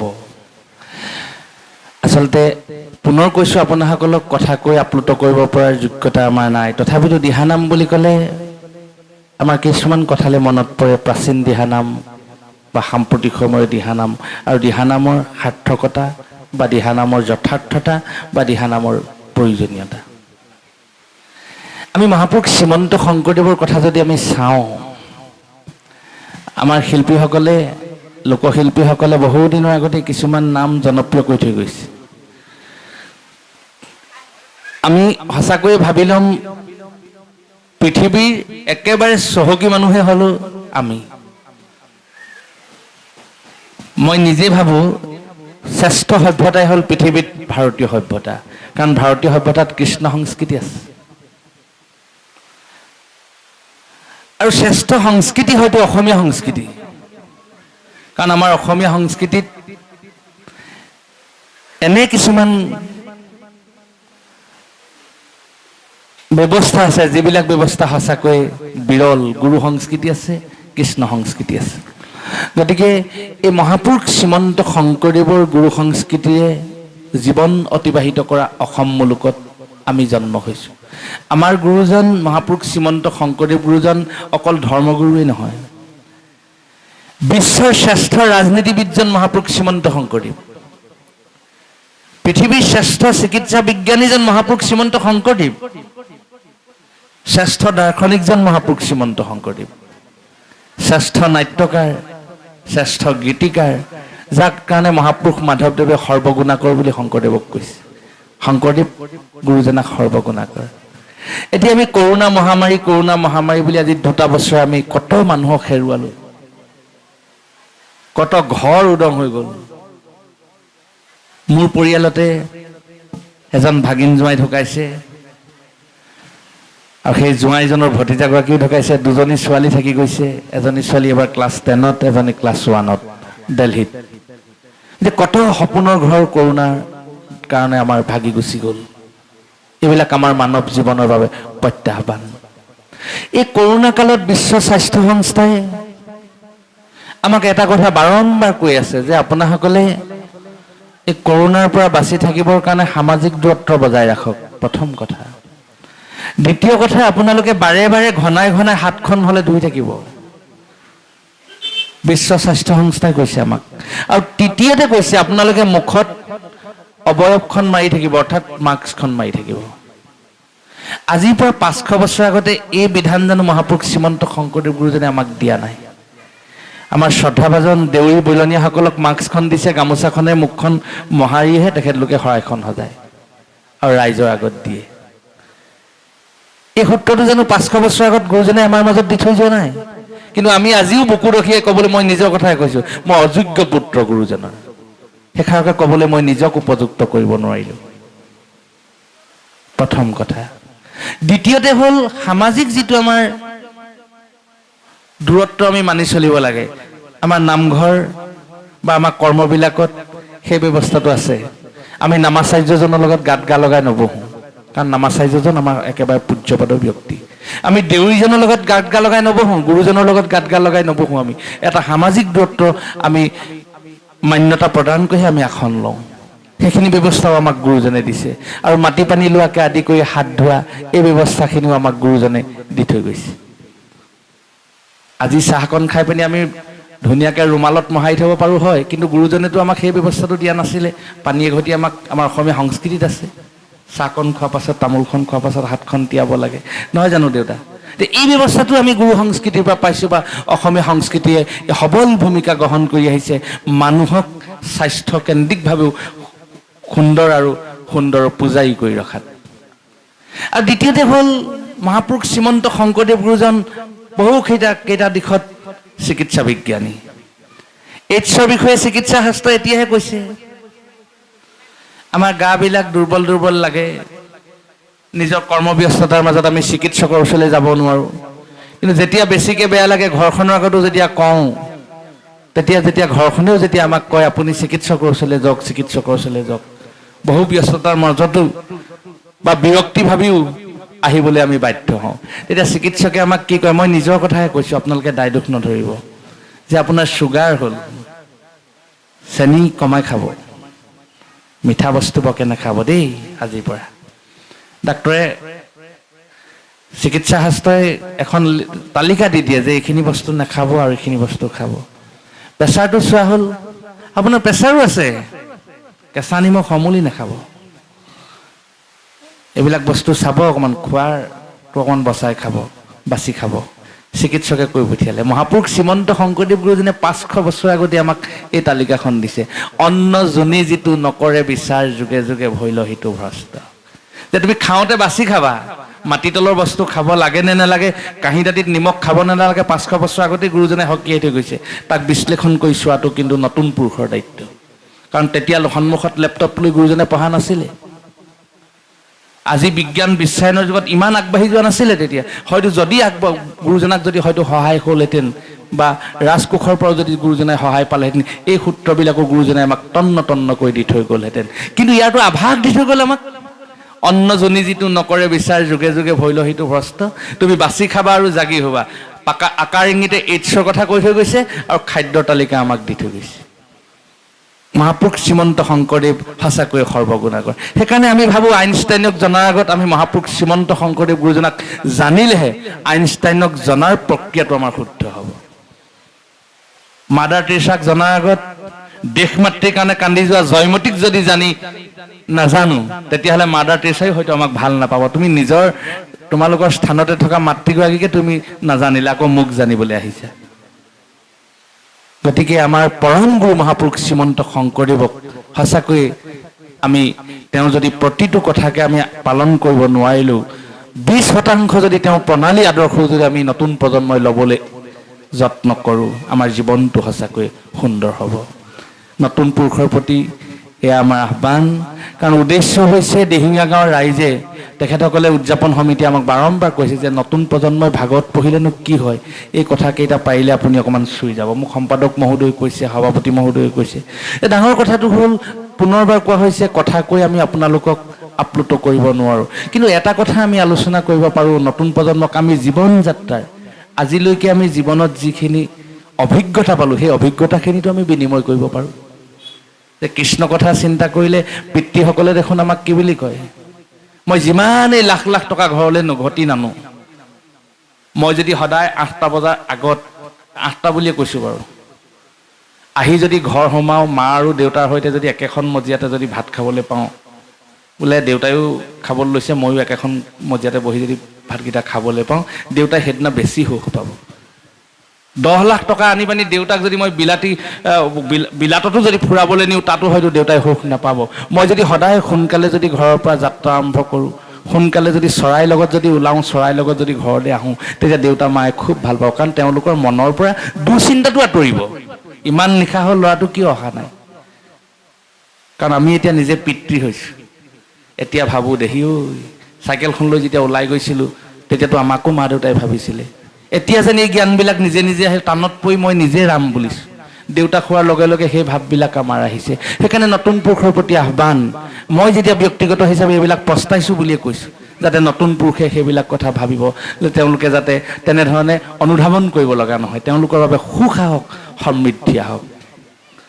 গতিকে গুৰু সংস্কৃতি আমাক সেই কথাহে কৈছে, যে গুৰু সংস্কৃতিয়ে কৈছে প্ৰকৃতিৰ লগত মিলিবা, প্ৰকৃতিৰ লগত তুমি থাকিবা, প্ৰকৃতিয়ে দুখ নোপোৱাকৈ কৰ্মবিলাক তুমি জীৱনত কৰি যোৱা। আজি প্ৰকৃতি আমি বিৰুদ্ধাচৰণ কৰিছোঁ। কালি গোলাঘাটৰ এডোখৰ স্থানলৈ গৈছোঁ, মানুহ ঘৰত ইমান খাদ্য সামগ্ৰী বান্দৰে ভাঙি লণ্ডভণ্ড কৰিলে, উপায় নাই মানুহ ঘৰত। কোনে কৰিছে? হাবি বন আমিয়ে ভাঙি শেষ কৰিলোঁ। তেওঁলোকৰ বাসস্থান আমি ধ্বংস কৰাৰ কাৰণে তেওঁলোকে আমাক ধ্বংস কৰিছে। শ্ৰীমদ ভাগৱতত দেখোন ভগৱানে উদ্ধৱক কৈছে, মোক লাগি প্ৰেম আচৰিলে যাৰ মনে, নেৰু তাৰ হৃদয়ক সখী সৰ্বক্ষণে। তেওঁলোকক মই যদি কাৰোবাক মৰম কৰিব জানো, তেওঁলোকেও মোক মৰম কৰিব। তেওঁলোকৰ ঘৰ দুৱাৰ আমি ভাঙি থাকিম, আমাক টকা লাগে, ডাঙৰ লাগে, ঘৰ লাগে, ধন লাগে, গাড়ী লাগে, ঘোঁৰা লাগে, তাৰ কাৰণে আমি বনাঞ্চল শেষ কৰি গুচি যাম, আকৌ আমি জীৱ জন্তুবিলাকক দুখিম, জীৱ জন্তুবিলাকক আমি শাস্তি দিম, আকৌ আমি ৰাজপথত আন্দোলন কৰিম। এইটো জানো শুদ্ধ হ'ব? এইটো কেতিয়াও শুদ্ধ হ'ব নোৱাৰে। কাৰণ আমি প্ৰকৃতি ধ্বংসযজ্ঞৰ পৰা আমি আঁতৰি আহিব লাগিব। আমাক গুৰুজনাৰ সংস্কৃতি আমাক সেই কথা কোৱা নাই। গুৰুজনাৰ সংস্কৃতি আমাক বাৰম্বাৰ কৈছে যে সমস্ত ভূততে ব্যাপী আছো মই হৰি, সবাকো মানিবা তুমি বিষ্ণু বুদ্ধি কৰি। শ্ৰীকৃষ্ণই আপোনাসকলে জানে, ইচ্ছা কৰা হ'লে ৰাজ অট্টালিকাত জন্ম ল'ব পাৰিলেহেঁতেন, নিজে ৰজা হৈ, নিজে সমস্ত জীৱ জগতৰ ৰজা, তেওঁ সমস্ত শক্তিৰ সৰ্বশক্তিমান মহানায়ক। কিন্তু তেওঁ জন্মগ্ৰহণ কৰিলে অন্ধকাৰ পোতাশালত। যদি অন্ধকাৰ পোতাশালত জন্মগ্ৰহণ নকৰিলেহেঁতেন, কংসৰ মুক্তি নহ'লহেঁতেন, বা কংসৰ অনুচৰসকলে শত্ৰুতা আচৰণ কৰি কৃষ্ণৰ ওচৰত গৈ মুক্তি নাপালেহেঁতেন। আৰু অন্ধকাৰ পোতাশালত জন্মগ্ৰহণ কৰিলে জীৱ কল্যাণৰ হকে। ইমান ত্যাগ কৰিছে একমাত্ৰ জীৱ কল্যাণৰ হকে, আমাৰ কাৰণেই কৰি থৈ গৈছে। আকৌ ডাঙৰ দীঘল হ'ল তেওঁ নন্দৰাজাৰ বাসগৃহত।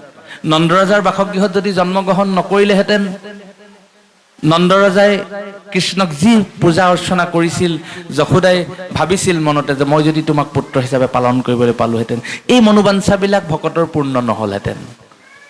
যমুনাই বৈকুণ্ঠতে ভগৱানক প্ৰাৰ্থনা কৰি থৈছে যে তুমি বৈকুণ্ঠৰ পৰা পৃথিৱীলৈ যাবা প্ৰভু, মই যদি তোমাক চৰণ সেৱা কৰিবলৈ নাপাওঁ কি হ'ব? সেইকাৰণে যমুনাখন ইমান বাঢ়ি আহিলে। ভগৱান শ্ৰীকৃষ্ণই ইচ্ছা কৰি বসুদেৱৰ পৰা অকণমান পৰি দিয়া নিচিনাকৈ হাৱলি দিছে। যমুনা শ্ৰীকৃষ্ণৰ চৰণ স্পৰ্শ কৰিছে, লাহে লাহে যমুনা আহি শান্ত হৈছে। কিন্তু ইয়াত জীৱ কল্যাণৰ কথা আছে। ভগৱানে জীৱ কল্যাণৰ কাৰণে সমস্তখিনি ব্যৱস্থা কৰিলে। গতিকে সেই অমৃতময় কৃষ্ণ কথাক শ্ৰৱণ আৰু কীৰ্তনৰ মাধ্যমেৰে যি ব্যৱস্থা কৰা হৈছে, সেই ব্যৱস্থাই আজি এই দিহিঙা গাঁওবাসী ৰাইজে কৰিছে, ইয়াৰ ক্ৰিয়াই সমস্তজনকে কল্যাণ কৰক, সমস্তজনকে কৃপা কৰক। বেছি কথা নকওঁ, শ্ৰীমদ ভাগৱতৰ এভাগ বিশেষ সাধুলৈ মনত পৰিছে। এজন মানুহ গৈ আছে, গৈ থাকোঁতে তেওঁ দেখিলে পাছফালৰ পৰা এটা বাঘে তেওঁক খেদি আহিছে। মানুহজনে ভাবিলে সৰ্বনাশ, বাঘ এটাই মোক খেদি আহিছে। খুব দৌৰিবলৈ, যিমান তেওঁ গতিবেগ আছে সিমান দৌৰিবলৈ ধৰিলে মানুহজন। দৌৰি দৌৰি দেখিলে পথাৰৰ মাজতে এজোপা গছ আছে, বটবৃক্ষ এজোপাত তেওঁ উঠি দিলেগৈ। উঠি দিয়াৰ লগে লগে তেওঁ ভাবিলে যে মই বাচিলোঁ আৰু, বাঘে মোক একো কৰিব নাই। তেওঁ ধুনীয়াকৈ ডাল এটাত বহি ল'লে। বহি লৈ বাঘটোলৈ চাইছে, তই মোক কি কৰিবি, একো কৰিব নোৱাৰা, মই আশ্ৰয় ল'লোহি। কিন্তু মানুহজনে বাঘটোলৈ চাওঁতে দেখিলে সৰ্বনাশ, এইফালে পিছলি পৰিলেতো বাঘে খাবই, কিন্তু তেওঁ যিটো ডালত বহিছে সেই ডালটো পচিবলৈ আৰম্ভ কৰিছে। আৰু তাতোতকৈ ডাঙৰ কথা, ডালটোৰ তলতে এটা বিৰাট ডাঙৰ কুঁৱা এটা আছে, আৰু কুঁৱাটোৰ ভিতৰত এটা অজগৰ সাপে জিভাখন মেলি ৰখি আছে। প্ৰথম ভয়টো হ'ল বাঘটোলৈ, যে বাঘটোৱে তেওঁক খেদা মাৰি আহিলে, গছজোপাত আহি তেওঁ উঠিলেহি, আৰু সেই ডালটো যদি ভাগি থাকে কুঁৱাটোত পৰিব, কুঁৱাটোত পৰিলেও মৰিব, বাঘে খালেও মৰিব, আৰু সেই কি কয় অজগৰ সাপটোৱে খালেও মৰিব। মানুহজনে ভাবিলে কি হ'ব এতিয়া। ওপৰলৈ চালে দেখিলে কিছুমান জৰি গছত কিছুমান ৰছী নিচিনা বৰ শকত শকত লতা থাকে। সেই লতাডালত ধৰি পানি তেওঁ ওপৰলৈ উঠি গ'ল, যে মই ওপৰৰ ডালটোত যদি বহিবগৈ পাৰোঁ তেতিয়া মই নিৰাপদ হ'ম। ওপৰলৈ উঠি গ'ল। তেতিয়া তেওঁ দেখিলে যে আৰু সৰ্বনাশ, ক'ৰ পৰানো গছজোপাত এটা নিগনি আহি গছৰ লতাডাল কুটিবলৈ আৰম্ভ কৰিছে। গছজোপা যেতিয়া তেওঁ কুটা দেখিলে, তেতিয়া তেওঁ ওপৰলৈ চাই চিন্তা কৰি থাকোঁতে দেখিলে চৰাই এজনীয়ে মৌ নিছিলে ঠোঁটতে। ওপৰলৈ চাই থাকোঁতে জিভাতে মৌ অকণমান পৰিলে, তেওঁ সমস্তখিনি পাহৰিলে। এতিয়া ডাঙৰ কথাটো হ'ল, বাঘটো হৈছে আমাৰ জীৱনৰ বাসনা। আমাক বাসনাই সদায় খেদি ফুৰে। আমি এইবাৰ অমুকটো কৰিলোঁ, এইবাৰ তমুকটো কৰিম, কাৰণ ভোক লাগে সদায় আমাক। এইবাৰ আমুকটো সম্পত্তি কৰিলোঁ, অহা বছৰকে আমুকটো কৰিম, সদায় বাসনাই আমাক খেদি ফুৰে। এই বাঘটো যদি বাসনা নহয়, যদি কৃষ্ণ প্ৰেম হ'লহেঁতেন, তেতিয়াহ'লে আমি জীৱত ৰৈলোহেঁতেন। বাঘটো আমাৰ জীৱনৰ কাৰণে এটা নেতিবাচক শক্তি, বাসনা। আৰু সেই গছডাল হ'ল আমাৰ দেহটো, আৰু সেই গুহাটো, যিটো গৰ্তটো, অজগৰটো হৈছে আমাৰ এই পেটটো। এই পেটটোৰ কাৰণে কাৰোবাক মিছা কথাও ক'ব লগা হৈছে, সঁচা কথাও ক'বলগীয়া হৈছে, কচু ঢেকীয়াও খাবলগীয়া হৈছে, কোনোবা জীৱ এটাক আনি পানি তেলত ভাজিও খাবলগীয়া হৈছে। এই পেটটোৰ কাৰণে কৰিবলগীয়া হৈছে, এই গৰ্তটো। আৰু ডাঙৰ কথা হ'ল, যিডাল জৰি, সেই জৰিডাল হ'ল আমাৰ জীৱনৰ আয়ুস ৰেখা। আৰু সেই আয়ুস ৰেখাডাল নিগনিটোৱে কুটি আছে, কাম, ক্ৰোধ, লোভ, মোহ, যিবিলাক ৰিপু, আমি মানুহক হিংসা কৰা ৰিপুবিলাক, মানুহে মানুহক উন্নতি হ'লে দেখিব নোৱাৰা ৰিপুবিলাক, মানুহ পৰশ্ৰীকাতৰ হোৱা ৰিপুবিলাক, এই বেয়া স্বভাৱবিলাকে আমাক কি কৰে, শান্তি নিদিয়ে কাহানিও। মোৰ ঘৰখনৰ কাষতে যদি মানুহ এজনে যদি গাড়ী এখন লয়, মই যদি সেইটো যদি বেয়া ভাৱ এটাত লৈ লওঁ নহয়, মই শান্তি নিদিয়া, বোলে তেওঁ গাড়ী এখন লৈছে, কেতিয়াবা বাৰু মই উঠিব পাৰিম, এই ভাল ভাৱটো যদি আহি যায়, তেতিয়াহ'লে মোৰ প্ৰেছাৰ চুগাৰো ভাল হৈ থাকিব, মানসিক সত্তাও ভাল হৈ থাকিব, মই জীৱন যাত্ৰাটো সন্তুষ্টি লাভ কৰিম। যদি বেয়াটো যদি পোনেই ভাবি লওঁ, এই নেতিবাচক চিন্তাটো আমাৰ দেহাটো খুলি খুলি খাব। সেই চিন্তাবিলাকে কি কৰে, সেইবিলাকে হৈছে কাম, ক্ৰোধ, লোভ, মোহ ৰিপুবিলাকে আমাৰ আয়ুসটো নষ্ট কৰি থাকে। সেই ৰছীডাল হৈছে আমাৰ জীৱনৰ আয়ুস ৰেখা। আৰু যি আমাৰ চৰাইজনীয়ে মৌ লৈ গ'ল, আমাৰ জীৱনৰ একেবাৰে পৰম মৰম লগা সম্পত্তিবিলাক, ল'ৰা ছোৱালী, যি জোৱাই, নাতি নতিয়াল, এইবোৰৰ কথা ভাবি থাকোঁতে নামঘৰলৈ আহিবলৈও দেৰি হয়। মোৰ নিজৰ কথাহে কৈছোঁ। এইবিলাক হৈছে আমাৰ জীৱনৰ মায়া। গতিকে আমি মায়াত আবদ্ধ হৈ ঈশ্বৰৰ আচল কৰ্মৰ পৰা আমি নিজকে আঁতৰাই লৈ আহোঁ। গতিকে এই সমস্তখিনি চিন্তাৰ বা সমস্তখিনি দুখৰ পৰা পৰিত্ৰাণ পোৱাৰ একমাত্ৰ উপায় হ'ল কৃষ্ণ প্ৰেম আৰু সৎসংগ।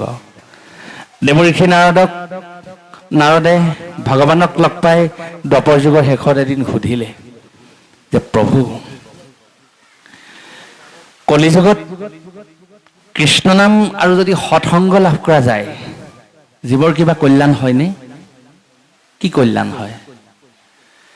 তেতিয়া দেৱঋষি নাৰদে প্ৰশ্ন যেতিয়া ভগৱানক কৰিলে, ভগৱানে ক'লে যে, দেৱঋষি, মই তোমাক এই প্ৰশ্নৰ সঠিক উত্তৰ দিব নোৱাৰিম, গতিকে তুমি অন্য কাৰোবাক সোধা।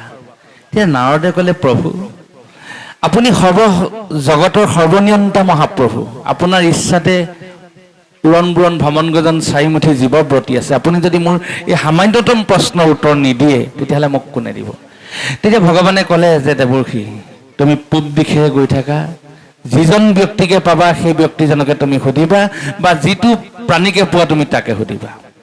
নাৰদ বহু দূৰ আহি আছে, অত্যন্ত তেওঁ জানিবলৈ মন গৈ আছে যে কলিযুগত কৃষ্ণ নাম যদি শুনে, সৎসংগ যদি পায়, জীৱৰ কি লাভ হয়।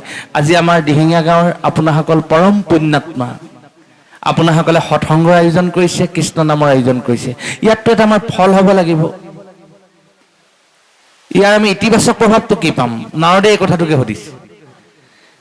তেতিয়া নাৰদৰ প্ৰশ্ন সেই গোবৰুৱাটোকে সুধিলে। গোবৰুৱা এটা দেখিলে নাৰদে ভাবিছে, গোবৰুৱাটোক মই সুধিম জানো? কিন্তু ঈশ্বৰে কৈছে নহয়, যিটো প্ৰাণীকে পোৱা তুমি তাকে সুধিবা। গোবৰুৱাটোকে প্ৰণাম জনাই সুধিলে যে হে প্ৰাণী, ভগৱানৰ নিৰ্দেশ, তুমি মোক সঠিক প্ৰশ্নৰ উত্তৰ দিয়া। কলিযুগত সৎসংগ যদি লাভ কৰা যায়, কৃষ্ণ নাম যদি শুনা যায়, জীৱৰ কি কল্যাণ সাধন হয়? নাৰদৰ কথা শুনি গোবৰুৱাটোৱে খুব কঁপিবলৈ ধৰিলে, আৰু গোবৰুৱাটোৱে ওপৰলৈ ঠেংকেইটা কৰি কঁপি কঁপি মৰি থাকিল। নাৰদে ভাবিলে, সৰ্বনাশ, উত্তৰটো দেখোন নাপালোঁ, পতংগটোও মৰি থাকিল। ভগৱানৰ ওচৰ পালেগৈ, ভগৱানক গৈ ক'লে যে প্ৰভু এনেকুৱাহে হ'ল। তেতিয়া নাৰদে ক'লে, তুমি আকৌ যোৱা, যাকে পোৱা তুমি তাকে সুধিবা। এইবাৰ নাৰদৰ আহি দেখিলে এটা গৰু পোৱালি চৰি আছে। সেই গৰু পোৱালিটোকে নাৰদে ভক্তিভাৱেৰে সুধিলে যে হে জীৱ, তুমি মোক সঠিক প্ৰশ্নৰ উত্তৰ দিয়া, কলিযুগত যদি কৃষ্ণ নাম শুনা যায়, সৎসংগ যদি লাভ কৰা যায়, জীৱৰ কি কল্যাণ সাধন হয়? আপোনাসকলে জানে। তেতিয়া ভগৱানে প্ৰশ্নৰ উত্তৰ নিদিলে, নাৰদে উত্তৰটো জানিবলৈ লাগে। গতিকে সেই নাৰদৰ প্ৰশ্ন শুনাৰ লগে লগে সেই গৰু পোৱালিটোৱে খুব বেবাবলৈ ধৰিলে, আৰু চাৰি ঠেং মাৰিবলৈ ধৰিলে। এহাতমান জিভা উলিয়াই পিনি নাৰদৰ সন্মুখতে ধপচকে গৰু পোৱালিটো পৰি মৰি থাকিল। নাৰদৰ ভয় হ'ল যে দুইটা প্ৰাণী দেখোন ঈশ্বৰে আওপকীয়াকৈ মোৰ হাতেৰে মৃত্যুদণ্ড দিলে নেকি? মই গোবধ পাপত পৰিলোঁ নেকি? নাৰদ আকৌ গৈ ভগৱানৰ ওচৰ পালেগৈ। ভগৱানক ক'লে, প্ৰভু ঘটনাটো এনেকুৱা হ'ল, কি কৰিম এতিয়া? মোকতো উত্তৰ লাগে। নাৰদে ভগৱানে ক'লে যে তুমি আকৌ যোৱা, যাকে পোৱা তাকে সুধিবা। এইবাৰ নাৰদে দেখিলে এখন অটব্য অৰণ্যৰ মাজত এটা কণমানি কেঁচুৱা ল'ৰা উমলি আছে। নাৰদে ভাবিলে, কেঁচুৱা ল'ৰাটো ক'ৰ পৰা আহিলে? কিন্তু ঈশ্বৰৰ নিৰ্দেশ, যিটো প্ৰাণীকে পাব লাগে, পাব, তাকে সুধিব লাগে। নাৰদে সেই দেৱ শিশুজনকে সুধিলে যে হে শিশু, তুমি মোক সঠিক প্ৰশ্নৰ উত্তৰ দিয়া, যে কলিযুগত যদি সৎসংগ লাভ কৰা যায়, কৃষ্ণ নাম যদি শুনা যায়, জীৱৰ কি কল্যাণ সাধন হয়? নাৰদৰ প্ৰশ্ন শুনাৰ লগে লগে আপোনাসকলে জানে, সেই শিশুজনে খুব হাঁহিবলৈ ধৰিলে, আৰু ইমানেই হাঁহিলে, হাঁহি হাঁহি নাৰদক তেওঁক খঙত অগ্নিশৰ্মা কৰি দিলে। নাৰদৰ খংহে উঠিছে যে ইমান গুৰুত্বপূৰ্ণ প্ৰশ্ন এটা মই তোমাক সুধিছোঁ, তুমি দেখোন ভেঙুচালি কৰি হাঁহিছাহে। কিন্তু হঠাতে নাৰদক আচৰিত কৰি তেওঁ দিব্য পুৰুষলৈ ৰূপান্তৰ ঘটিলে, আৰু হাতত চাৰি হস্ত ধাৰণ কৰি নাৰদক প্ৰণাম জনালে।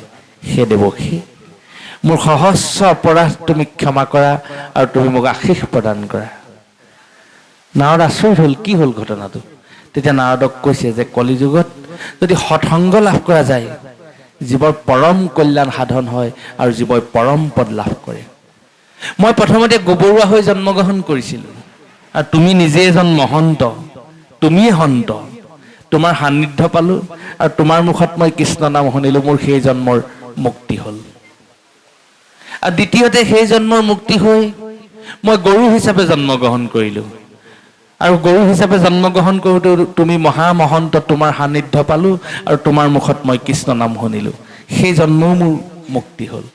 আৰু মনুষ্যৰ চূড়ান্ত জন্ম, মই জীৱৰ চূড়ান্ত জন্ম, মই মনুষ্য জন্ম লাভ কৰিলোঁ, আৰু এই মনুষ্য জন্মটো মই তোমাৰ সৎসংগ লাভ কৰিলোঁ, আৰু তোমাৰ মুখত মই কৃষ্ণ নাম শুনিলোঁ, মই পৰম পদ প্ৰাপ্তি হ'লোঁ।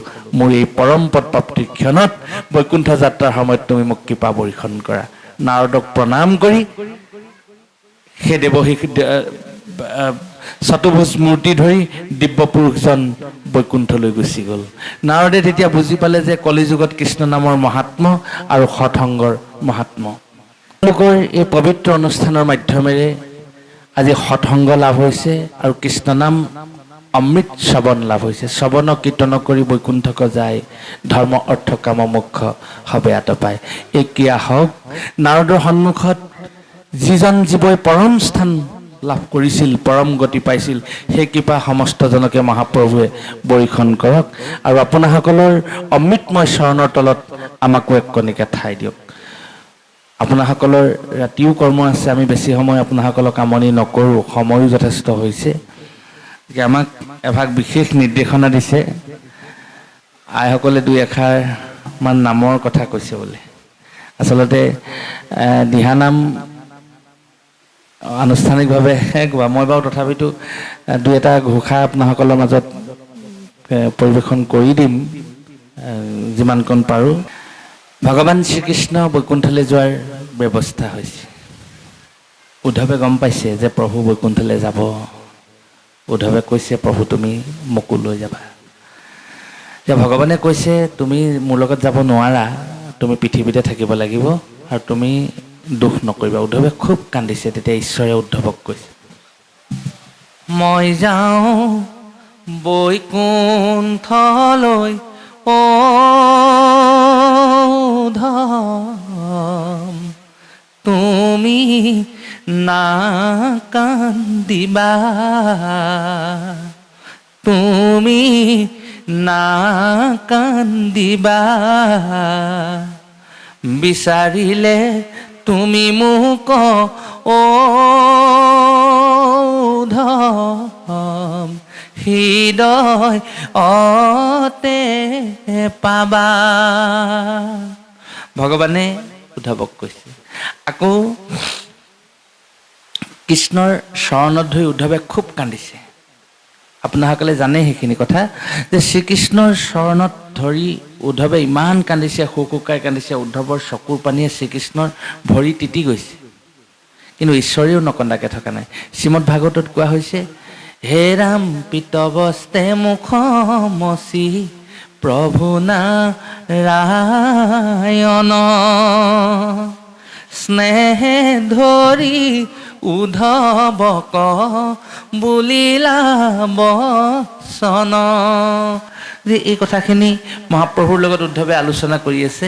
এতিয়া ভগৱানে উদ্ধৱক কৈছে যে তুমি কন্দা কটা নকৰিবা, আৰু মই বৈকুণ্ঠলৈ যোৱাৰ পাছত কি হ'ব জানানে? উদ্ধৱে কৈছে, মই একো নাজানো। বোলে ৰাম ৰাম, মই গ'লে লোকত মিলিবে বিমংগল, দ্বাৰকা নগৰ সাগৰত যাই বুটল। মই বৈকুণ্ঠলৈ যোৱাৰ পাছত মোৰ লোকত মিলিবে বিমংগল। মোৰ সন্মুখত যে মানুহবিলাক দেখিছা, অমংগলে দেখা দিব। আৰু মই ক'ত থাকোঁ? প্ৰভু আপুনি দ্বাৰকাত থাকে। দ্বাৰকাৰ অৱস্থা কি হ'ব? দ্বাৰকা নগৰ সাগৰত যাই বুটল। আৰু মই যিদিনা দ্বাৰকাৰ পৰা বৈকুণ্ঠলৈ গুচি যাম, দ্বাৰকা নগৰখন সাগৰত বিলীন হৈ যাব। আকৌ দ্বাৰকা বুলি জেগা নাথাকে আৰু। পিৰিবে দুৰ্জন কলি গুচিবে আচাৰ, হৈব ধৰ্মত প্ৰীতি কলিৰ প্ৰজাৰ। সৰ্বনাশ, ঈশ্বৰে ভয় লগাই দিলে। দ্বাৰকাখন সাগৰত বিলীন হৈ যাব, মানুহৰ মাজত অমংগলে দেখা দিব। তাতোতকৈ ডাঙৰ কথা, পিৰিবে দুৰ্জন কলি গুচিবে আচাৰ, মানুহৰ মাজত আচাৰ নীতি নাইকিয়া হ'ব, হৈব অধৰ্মত প্ৰীতি কলিৰ প্ৰজাৰ। মানুহে মানুহক হত্যা কৰি ভাল পাব, মানুহে মানুহক অন্যায় কৰি ভাল পাব, বিশ্বাসঘাতক কৰি মানুহে মানুহক ভাল পাব, ইজন মানুহে সিজন মানুহক দুখ দি বিবেকবিহীন সন্তুষ্টি ল'ব কলিযুগত। সেইটো ঈশ্বৰে কৈ থৈ গৈছে যে পিৰিবে দুৰ্জন কলি গুচিবে আচাৰ, হৈব অধৰ্মত প্ৰীতি কলিৰ প্ৰজাৰ। তেতিয়া উদ্ধৱৰ ভয় হৈছে যে প্ৰভু, ময়ো তোমাৰ লগতে বৈকুণ্ঠলৈ যাম, তুমি মোক ইয়াতে এৰি থৈ নাযাবা। তেতিয়া ভগৱানে উদ্ধৱক কৈছে, তুমি আমি দুয়ো গ'লে মিলিব নথ, লুপ্ত হৈব জ্ঞান ইটো ভকতিৰ পথ। এ ৰাম ভকতি বিহনে জীৱ যাইবোৰ ৰখাতল, হেন জানি পৃথিৱীত থাকা মহাবল। যে তুমি পৃথিৱীত কৃষ্ণ কথা দিব লাগিব ভকতৰ মাজত, আৰু পৃথিৱীত যদি ভকতি নাথাকে জীৱবিলাক ৰখাতললৈ যাব। সেইকাৰণে তোমাৰ পৃথিৱীত দায়িত্ব আছে, তুমি মোৰ লগত যাব নালাগে। তেতিয়া উদ্ধৱে ভাবিলে যে ঈশ্বৰে সিদ্ধান্ত ল'লে তেওঁ বৈকুণ্ঠলৈ অকলে যাব, কাকো লগত নিনিয়ে। উদ্ধৱে তেতিয়া কৃষ্ণৰ চৰণত হৈ আকৌ কান্দিছে। নাযাবা আমাক এৰি মোৰ প্ৰভুদেউ, নাযাবা আমাক এৰি। তুমি গুচি গ'লে ভকতসকলে দুখ পাব জানানে, তুমি মোৰ প্ৰভুদেউ, নাযাবা আমাক এৰি। কৃষ্ণৰ বিয়োগে জানা উদ্ধৱ মহন্ত, কান্দি কান্দি অচেতন যমুনা বালিত। কৃষ্ণৰ বিয়োগে জানা মোৰ প্ৰাণ যায়, মোকো সংগে লৈ যোৱা প্ৰভু যদুৰায়। ভগৱানৰ চৰণত ধৰি পিনি উদ্ধৱে খুব কান্দিছে। ভগৱানক উদ্ধৱে কৈছে যে প্ৰভু, তুমি মোক ক'লা যে মানুহবিলাকৰ মাজত অমংগলে দেখা দিব, সাগৰৰ গৰ্ভত দ্বাৰকাখন বিলীন হৈ যাব। আকৌ মোক কৃষ্ণ কথা দিবলৈ কৈছা যে মানুহ ভকতি বিহনে যাইবোৰ ৰখাতল হেন জানি পৃথিৱীতে থকা মহাবল, মোক কৃষ্ণ কথা দিবলৈ কৈছা। মইতো দান দিবলৈতো মোক পাত্ৰ লাগিব, মই কাক দিম কৃষ্ণ কথা? অমংগলীয়া মানুহৰ আগত, অৱসত মানুহৰ আগত মই কৃষ্ণ কথা কেনেকৈ দিম? মোক কৃষ্ণ কথা দিবলৈতো মোক পাত্ৰ লাগিব, দান দিবলৈ পাত্ৰ লাগিব, মই কি কৰিম প্ৰভু? তেতিয়া আপোনাসকলৰ কথা ভগৱানে উদ্ধৱক কৈছে, বোলে লাজ এৰি গুণ গায়া নাচে আনন্দতে, জগত পবিত্ৰ কৰে সেহিহে ভকতে। মোক লাগি প্ৰেম আচৰিল যাৰ মনে, নেৰুতাৰ হৃদয়ক সখী সৰ্বক্ষণে। বান্ধিলে ক আমাৰ পাৱত প্ৰেম জৰি, উত্তম ভকত জানা কৈলো নিষ্ঠ কৰি। যি কলিযুগত লাজমান কাটি কৰি গাহস্থ জীৱনকো তুচ্ছ জ্ঞান কৰি যি মোৰ গুণনাম চৈতন্য কৰিব, তুমি তেওঁলোকৰ ওচৰতে আশ্ৰয় পাবা। তেওঁলোকেই মোক প্ৰেমৰ জৰিয়ে বান্ধি থাকিব আৰু তেওঁলোকে উত্তম ভকত, তেওঁলোকৰ লগতে তুমি আশ্ৰয় পাবা। আজি কাৰ কথা কৈছে? আপোনাসকল মহামহন্তৰ কথা ক'লে। কালিপক্ষীক চৰকাৰে উঠাই লৈছে কৰোণা নিৰ্দেশনাক, কিন্তু আপোনাসকলে ইমান দিন, ইমান দুৰ্যোগৰ সময়তো দিনক ৰাতি কৰি, ৰাতিক দিন কৰি, নিজৰ মূৰৰ ঘাম মাটিত পেলাই অৰ্থ কৰি আপোনালোকে খৰচ কৰি প্ৰভুৰ কৰ্মভাগী কৰিছে। কাৰ কৰ্ম কৰিছে? প্ৰভুৰ কৰ্ম কৰিছে। আমাৰ যে নৈতিক দায়িত্ব এই কৰ্মভাগী কৰিবলৈ, যাৰ হৃদয়ত পুণ্য আছে অসংখ্যাত, সিটোজনে কাণ পাতে কৃষ্ণৰ কথাত। বৰ্তমান সময়ত, সাম্প্ৰতিক সময়ত কৃষ্ণ নাম ল'বলৈ মানুহৰ এলাহ, কৃষ্ণ নাম ল'বলৈ মানুহৰ বিৰক্তি। কৃষ্ণ নাম কোনে লয়? বুঢ়া হ'লেহে নামঘৰত লয়। কিন্তু এই সমস্তবিলাক কথাক আপোনাসকলে তুচ্ছ জ্ঞান কৰি কি কৰিছে? সমস্তখিনি প্ৰভুৰ চৰণত অৰ্পণ কৰিছে আৰু এখন মৰতৰ বৈকুণ্ঠপুৰ আপোনাসকলে নিৰ্মাণ কৰিছে। আপোনাসকলৰ মাজতে উদ্ধৱক থাকিবলৈ ঈশ্বৰে বিধান দিছে। কিন্তু উদ্ধৱৰ তথাপিতো সংশয় হৈছে, প্ৰভুৱে মোক কৈছে হয় এইখিনি কথা, কিজানি প্ৰভুৱে মোক আকৌ মিছাকৈ কৈছে। তথাপিতো উদ্ধৱৰ চৰণত ধৰি, উদ্ধৱে কৃষ্ণৰ চৰণত ধৰি কান্দিছে। বোলে বাগৰি বাগৰি কান্দিছে উদ্ধৱে, অনাথ নকৰা মোকেহে। কৃষ্ণৰ ভৰিৰ খৰম দুখানি আনিবা, আনি মাথে লৈলা বান্ধিহে। দে ভগৱানে কৈছে যে তুমি নেকান্দিবা, কিন্তু বাৰম্বাৰ যিমানে কৈছে উদ্ধৱে সিমানে ভগৱানে, উদ্ধৱক যিমানে কৈছে ভগৱানে নেকান্দিবলৈ, উদ্ধৱে সিমানে কান্দিছে। এতিয়া আপোনাসকলে জানে ছজন ভকত, অক্ৰূৰ, হনুমন্ত, জাম্বৱান, নহয় জানো, বিদুৰ, উদ্ধৱ আৰু বিভীষণ। এই ছজন মহাপ্ৰভুৰ একদম উচ্চতম মানে শক্তি থকা পৰম ভকত। এই পৰম ভকতৰে এজন অন্যতম ভকত হ'ল মহাভক্ত উদ্ধৱ। উদ্ধৱে কৃষ্ণ কথাৰ সমস্ত ৰহস্য জানে, যে ভগৱান শ্ৰীকৃষ্ণ বৈকুণ্ঠতে থাকিব পাৰিলেহেঁতেন, পৃথিৱীলৈ কিয় আহিলে? জীৱ কল্যাণৰ কথা আছে সেইকাৰণে পৃথিৱীলৈ আহিলে। আকৌ বৈকুণ্ঠলৈ কিয় যাব প্ৰভু? জীৱ কল্যাণৰ কথা আছে। বাৰম্বাৰ প্ৰভুৱে নাকান্দিবলৈ কৈছে, উদ্ধৱে বাৰম্বাৰ কান্দিছে। কিয় কান্দিছে? মহাভক্ত উদ্ধৱৰ সংশয় হৈছে যে প্ৰভু তুমি দ্বাৰকালৈ আহিলা, দ্বাৰকাৰ অধিপতি হ'লা, বৃন্দাবন ক্ষেত্ৰত ত্যাগ কৰি তুমি মথুৰালৈ যেতিয়া গুচি আহিলা, গতিকে মথুৰালৈ তুমি গুচি আহোঁতে কংসৰ ধনুযজ্ঞ চাম বুলি আহিলা। এতিয়া গোপিনীসকলে তোমাক চাবলৈ ব্যাকুল হৈ পৰিল। তুমিতো বৃন্দাবন ক্ষেত্ৰলৈ যাবলৈ আৰু তোমাৰ সময় নহ'ল। গতিকে মোৰ ক্ষেত্ৰতো তুমি তেনেকুৱাই হ'ব, কাৰণ মোক যদিও তুমি কৈছা মই তোমাৰ ওচৰলৈ আকৌ আহিম, কিন্তু তুমিতো তেনেকুৱাই হ'ব, কাৰণ তোমাৰ দায়িত্ব বাঢ়িব, তুমি জগতৰ সৰ্বনিয়ন্তা পুৰুষ। আপোনাসকলে জানে আমি ভাবি লৈছোঁ আমি লোকসংস্কৃতিৰ আধাৰত এনেধৰণে অনুষ্ঠান পৰিৱেশন কৰাৰ মাজতে আলোকপাত কৰা কথা সেইবিলাক। এই কথা হয়তো ভাগৱত কেন্দ্ৰিক বা ভাগৱত ব্যাখ্যামূলক বুলি আপোনাসকলে ভাবি নল'ব, কাৰণ এই কথাবিলাককে আমি লোকসংস্কৃতিৰ মাজত থকা ছাত্ৰ হিচাপে লোকসংস্কৃতিৰ গীত মাতবিলাক পৰিৱেশন কৰোঁতে আমি এনেধৰণে পৰ্যালোচনাৰ ধৰ্মীৰে আমি অনুষ্ঠান পৰিৱেশন কৰাৰ প্ৰয়াস কৰা হয়। সেয়েহে এই কথাবিলাক টানি অনা হৈছে। আপোনাসকলে অজানকৃত বা জ্ঞানকৃত ত্ৰুটি হ'লে মাৰ্জনা কৰিব। গতিকে প্ৰভুৱে ইমান সুন্দৰভাৱে উদ্ধৱক কৈছে, উদ্ধৱৰ সংশয় হৈছে যে প্ৰভু তুমি যে আমাক গোপিনীসকলৰ দৰে আমাৰ অৱস্থা হ'ব নেকি।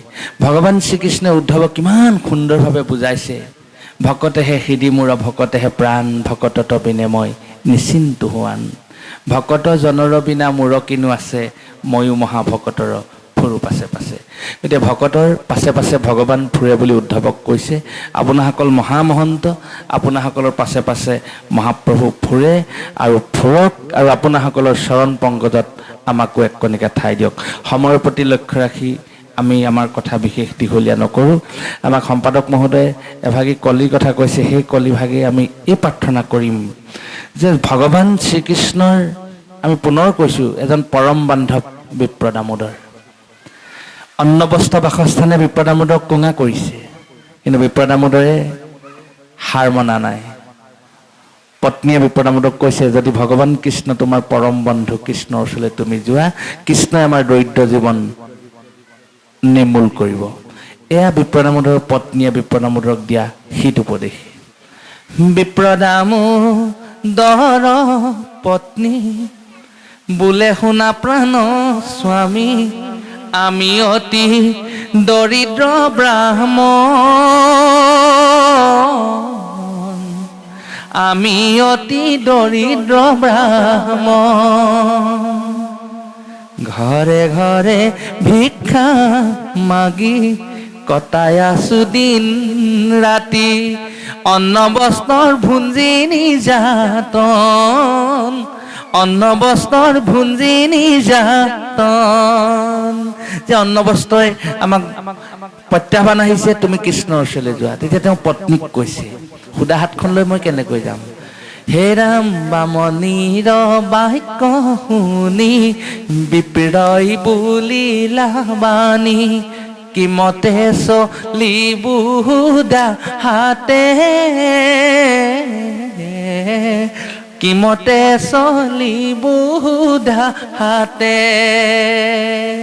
এৰাম আছে যদি চাউল চিৰা, আনি মোৰ হাতে দিয়া নতু মই চলিবু কি মতে, অ' প্ৰিয়ে নতু মই চলিবু কি মতে। চাউল চিৰা আপোনাসকলে জানে, বিপ্ৰ দামোদৰ পত্নীয়ে বিপ্ৰ দামোদৰক আনি দিলে। স্বামীৰ বচন শুনি ব্ৰাহ্মণীয়ে দিলে আনি চাউল চিৰা আনি যতনাই, তাকে লৈ দামোদৰ দ্বাৰকা নগৰে চলি যায়। বিপ্ৰ দামোদৰ পত্নীয়ে নিজৰ স্বামীক কৰি দিয়া নাছিল, যতন কৰি দিছিল নিজৰ স্বামীৰ সেই দ্বাৰকা যাত্ৰাৰ সময়ত প্ৰয়োজনীয় সকলোখিনি আহিলা। বিপ্ৰ দামোদৰ আখ্যানে আমাক এই কথাও কৈছে যে ধৰ্মপত্নীৰ আচল জীৱনৰ উদ্দেশ্যই হ'ল নিজৰ স্বামীক সন্তুষ্ট কৰি ৰখা। পত্নীগৰাকীয়ে যদি স্বামীৰ হাঁহি মুখখন যদি দেখে, তেতিয়া তেওঁ অন্তৰাত্মাই তেতিয়াই প্ৰশান্তি লাভ কৰে। বিপ্ৰ দামোদৰ আখ্যানে আমাক এই কথা কৈছে যে নিজৰ স্বামী দ্বাৰকালৈ যাওঁতে যিকেইটা আহিলাৰ প্ৰয়োজন হ'ব সমস্তখিনি ব্যৱস্থা ইতিমধ্যে বিপ্ৰ দামোদৰ পত্নীয়ে কৰি দিছে সাধ্য অনুসাৰে। মহাপুৰুষ শ্ৰীমন্ত শংকৰদেৱ গুৰুজনেও এই কথা স্বীকাৰ কৰিছে, কাণীৰ টোপুলি আনি দিলা বান্ধি, কাণীৰ টোপুলি আনি দিলা বান্ধি, বামনীয়ে দিলে যতনাই, তাকে লৈ দামোদৰ অতিৰংগ মনে দ্বাৰকা নগৰে চলি যায়। অ হে বিপ্ৰ যায় দ্বাৰকা গৰে হে বিপ্ৰজাই দ্বাৰকা নগৰে ধন জন বিচাৰিয়া কৃষ্ণ ৰচৰণে হে বিপ্ৰজাই দ্বাৰকা নগৰে। দ্বাৰকা গৈ বিপ্ৰ দামোদৰ পালেগৈ। ভগৱান কৃষ্ণৰ ওচৰত পোৱাৰ আগে আগে তেওঁ ৱাদি নাইকিয়া হ'ল। যায় বিপ্ৰ দ্বাৰকা কচলি পাইলা বিপ্ৰ দ্বাৰকা নগৰী কৃষ্ণে যেন কৰিলে আদৰ শৈশৱৰ সখা মোৰ বিপ্ৰ দামোদৰ শৈশৱৰ সখা মোৰ বিপ্ৰ দামোদৰ। ভগৱানে ইমান আতিথ্য কৰিলে গাহস্থ জীৱনৰ সমস্তখিনি কৰ্ম বিপ্ৰ দামোদৰ একখানে আমাক কৈ গৈ আছে। এতিয়া বিপ্ৰ দামোদৰ এজন ভিক্ষুক ব্ৰাহ্মণ মলিয়ন পোছাক পৰিধান কৰি এজন দৰিদ্ৰ ব্ৰাহ্মণ গৈছে ৰজাৰ ওচৰলৈ। কিন্তু বিপ্ৰ দামোদৰক ভগৱানে কি কৰিলে? পাৱ ধুৱাই কৃষ্ণদেৱে পদ জল লৈলা বহিবাক লাগিতাংক স্বৰ্ণ আসন দিলা। ভৰি ধুৱাই পদজল সিহঁত ল'লে, বহিবলৈ সোণৰ আসন দিলে। বিপ্ৰ দামোদৰে ভাবিছে মই সপোন দেখিছো নি? বিপ্ৰে যেন দেখিল সপোন কৃষ্ণ সম বন্ধু মোৰ হৈব আউৰ কোন কৃষ্ণ সম বন্ধু মোৰ হৈব আউৰ কোন। কৃষ্ণ যে ওপৰত যে মোৰ কোনো বন্ধু নাই, বিপ্ৰ দামোদৰে সেই কথা স্বীকাৰ কৰিছে। আপোনাসকলে জানে বিপ্ৰ দামোদৰক ভগৱন্তই সমস্তখিনি কৃপা বৰ্ষণ কৰিলে আৰু বিপ্ৰ দামোদৰ জীৱন কৃতাৰ্থ হ'ল। কোটি ব্ৰহ্মাণ্ডৰ হৰি অধিকাৰী তেওঁ বস্তু জীৱক দিয়ে লৈ চালি যায়। মানুহে ইমান মূৰৰ ঘাম মাটিত পেলাই কষ্ট কৰিলেও একো নহয়, কিন্তু কিছুমান মানুহে অপ্ৰয়াসে সমস্তখিনি পায়। কিয় পায়? কোটি ব্ৰহ্মাণ্ডৰ হৰি অধিকাৰী তেওঁ বস্তু জীৱক দিয়ে লৈ চালি যায়। চালি যাই চাওঁতে কিন্তু তাক সুন্দৰভাৱে ৰক্ষণাবেক্ষণ কৰিব জানিব লাগিব। মহাপুৰুষে কৈছে যিটো স্থানে থাকে এইটো মণি চেমন্তক নাহিকে দুৰ্ভিক্ষ এইটো মাৰি মৰক। বিপ্ৰ দামোদৰ আখ্যানৰ লগত যদি আমি সেই চেমন্ত হৰণৰ কথা যদি চাওঁ, চেমন্ত হৰণ য'ত থাকে তাত বোলে মাৰি মূৰক নাথাকে, মানুহে মানুহক হিংসা কৰিব নোৱাৰে, একো ধৰণৰ উপচক্ৰ নহয়, য'ত বৈকুণ্ঠ সদৃশ স্থান নিৰ্মাণ হয় চেমন্তমণি থাকোঁতে।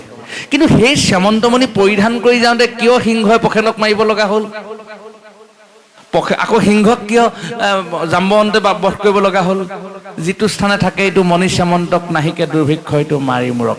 সেই আকৌ আমি উভতি যাম সমস্ত ভূততে ব্যাপী আছো মই হৰি সবাকো মানিবা তুমি বিষ্ণু বুদ্ধি কৰি। চেমন্তমণিক আমি স্থান দিলোঁ নে নিদিলোঁ? আমি তেওঁক যিভাগে চেমন্তমণিক আমি সেৱা শুশ্ৰূষা কৰিব লাগে, যিভাগে মান্যতা দিব লাগে, সেই মান্যতা প্ৰদান কৰিলোঁ নে নাই কোৱা? মদগৰ্বী সত্ৰাজিতে অতি অহংকাৰভাৱে চেমন্তমণি পৰিধান কৰিলে আৰু ভায়েকে ভাবিলে যে দিয়া দাদা মই কাইলৈ মৃগয়া কৰিবলৈ যাম, চেমন্তমণি পিন্ধি যাম, খেলৰ সামগ্ৰী বুলি ভাবিলে।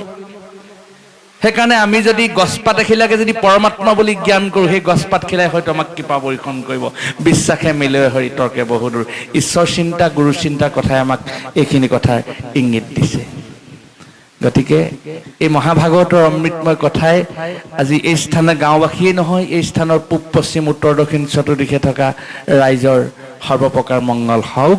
ভগৱানে সকলোকে কৃপা কৰক আৰু আপোনাসকল পৰমাত্মা আপোনাসকলৰ চৰণত ঈশ্বৰে আমাক নিৰোগী এটা দেহা দিয়ক, অহংকাৰবিহীন এটা মন দিয়ক, অপৰাধখিনি ভঞ্জন কৰি আপোনাসকলৰ চৰণত এক কণিকা ঠাই দিয়ক। এই প্ৰাৰ্থনাৰে ভগৱন্তৰ চৰণলৈ সমস্তজন সুখ আৰু সমৃদ্ধিৰে যে আপোনালোকৰ জীৱন অতিবাহিত হওক, আপোনাসকলৰ অমৃতময় চৰণত প্ৰভুৱে আমাক ৰাখক। এই প্ৰাৰ্থনাৰে এই কামনাৰে ভগৱন্তৰ চৰণত এভাগী মহাপুৰুষৰ অমৃতময় বাণী নিবেদন কৰি আমি আমাৰ কথা ইমানতে সামৰণি মাৰিব লগা হৈছে। অ ভকতি মিনতি প্ৰণতি নাজানো হৰিয়ে মুত পৰজ্ঞান শূন্য হীনমতি নাই ৰাম ৰাম। তুমি প্ৰভু কৃপা ৰখেৰ সাগৰ হৰিয়ে দিওঁ মোক কটুৱা পদ চাই আতলে ঠাই ৰাম ৰাম। দিওঁ মোক কটুৱা পদ ছায়া তলে ঠাই ৰাম। এই প্ৰাৰ্থনা জনাই মহাপ্ৰভুক কামনা কৰিছোঁ তুমি সকলোজনকে ভালে ৰাখা আৰু এই পবিত্ৰময় ভকত বৈষ্ণৱসকলৰ পবিত্ৰ চৰণ যুগলত আমাকো নিৰাপদ কল্যাণে কণিকা ঠাই দিয়া আৰু আগন্তুক অশুভখিনি সমস্তজনৰে শুভমংগল প্ৰকাশ হওক। অসতোমা সদ্গময় প্ৰভু, অসৎ পথৰ পৰা তুমি সৎ পথলৈ লৈ আহা। তমসোমা জ্যোতিগময় সেই প্ৰভু, তুমি আন্ধাৰৰ পৰা আমাক পোহৰৰ বাট দেখুৱাই দিয়া। মৃত্যুমা অমৃতংগময়, এনে মৃত্যু দিয়া যি মৃত্যু তোমাৰ ইচ্ছাত অমৃতলৈ ৰূপান্তৰ ঘটে। ওম শান্তি, ওম শান্তি, ওম শান্তি। এই প্ৰাৰ্থনা জনাই সকলোকে আমি সেৱা ধৰা হৈছে। জয় গোবিন্দ কৃষ্ণ।